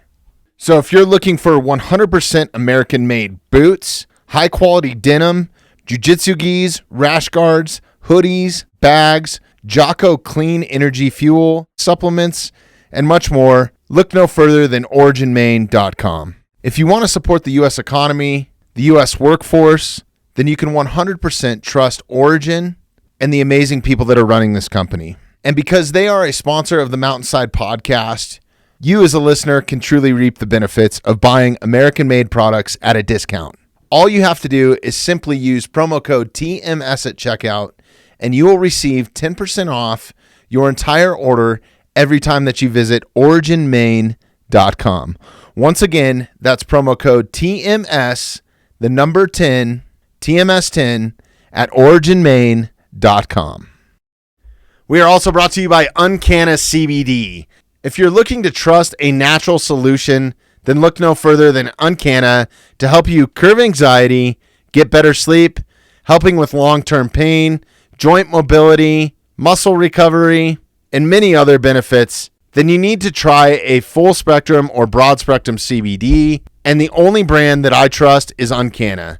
I use their products daily, and I can attest to you of how well it works. Uncanna is also veteran owned and operated and is just an incredible company that lives in the outdoors. Whether they're sponsoring professional rock climbers, dirt bikers, skiers, and many other athletes, helping veteran communities get outside. This is an incredible company with an incredible product. Because they are a sponsor here at the Mountainside Podcast, and you're listening to this ad right now, you can receive 10% off your entire order every time that you visit Uncanna.com. All you have to do is simply enter promo code TMS at checkout to receive 10% off your entire CBD order, apparel, canine products, or whatever Uncanna has to offer just by simply typing in the code TMS at checkout. Once again, that's promo code TMS at Uncanna.com. We are also brought to you by Onnit. Onnit is an amazing company based right here in the USA, helping humans reach peak performance mentally and physically. Listen, this is not just another supplement company with the same old, same old. Onnit's diverse lineup of products and supplements are backed by science and research, and that's what truly makes this company so amazing. Onnit offers supplements to help sports performance, energy levels, your mood, sleep, brain function, focus, immune system, digestive health, and that's not all. Onnit also has amazing fitness programs, equipment, apparel, and you can now save 10% on all of it. Just visit onnit.com, that's ONNIT.com, and use the promo code TMS at checkout to receive 10% off your entire order.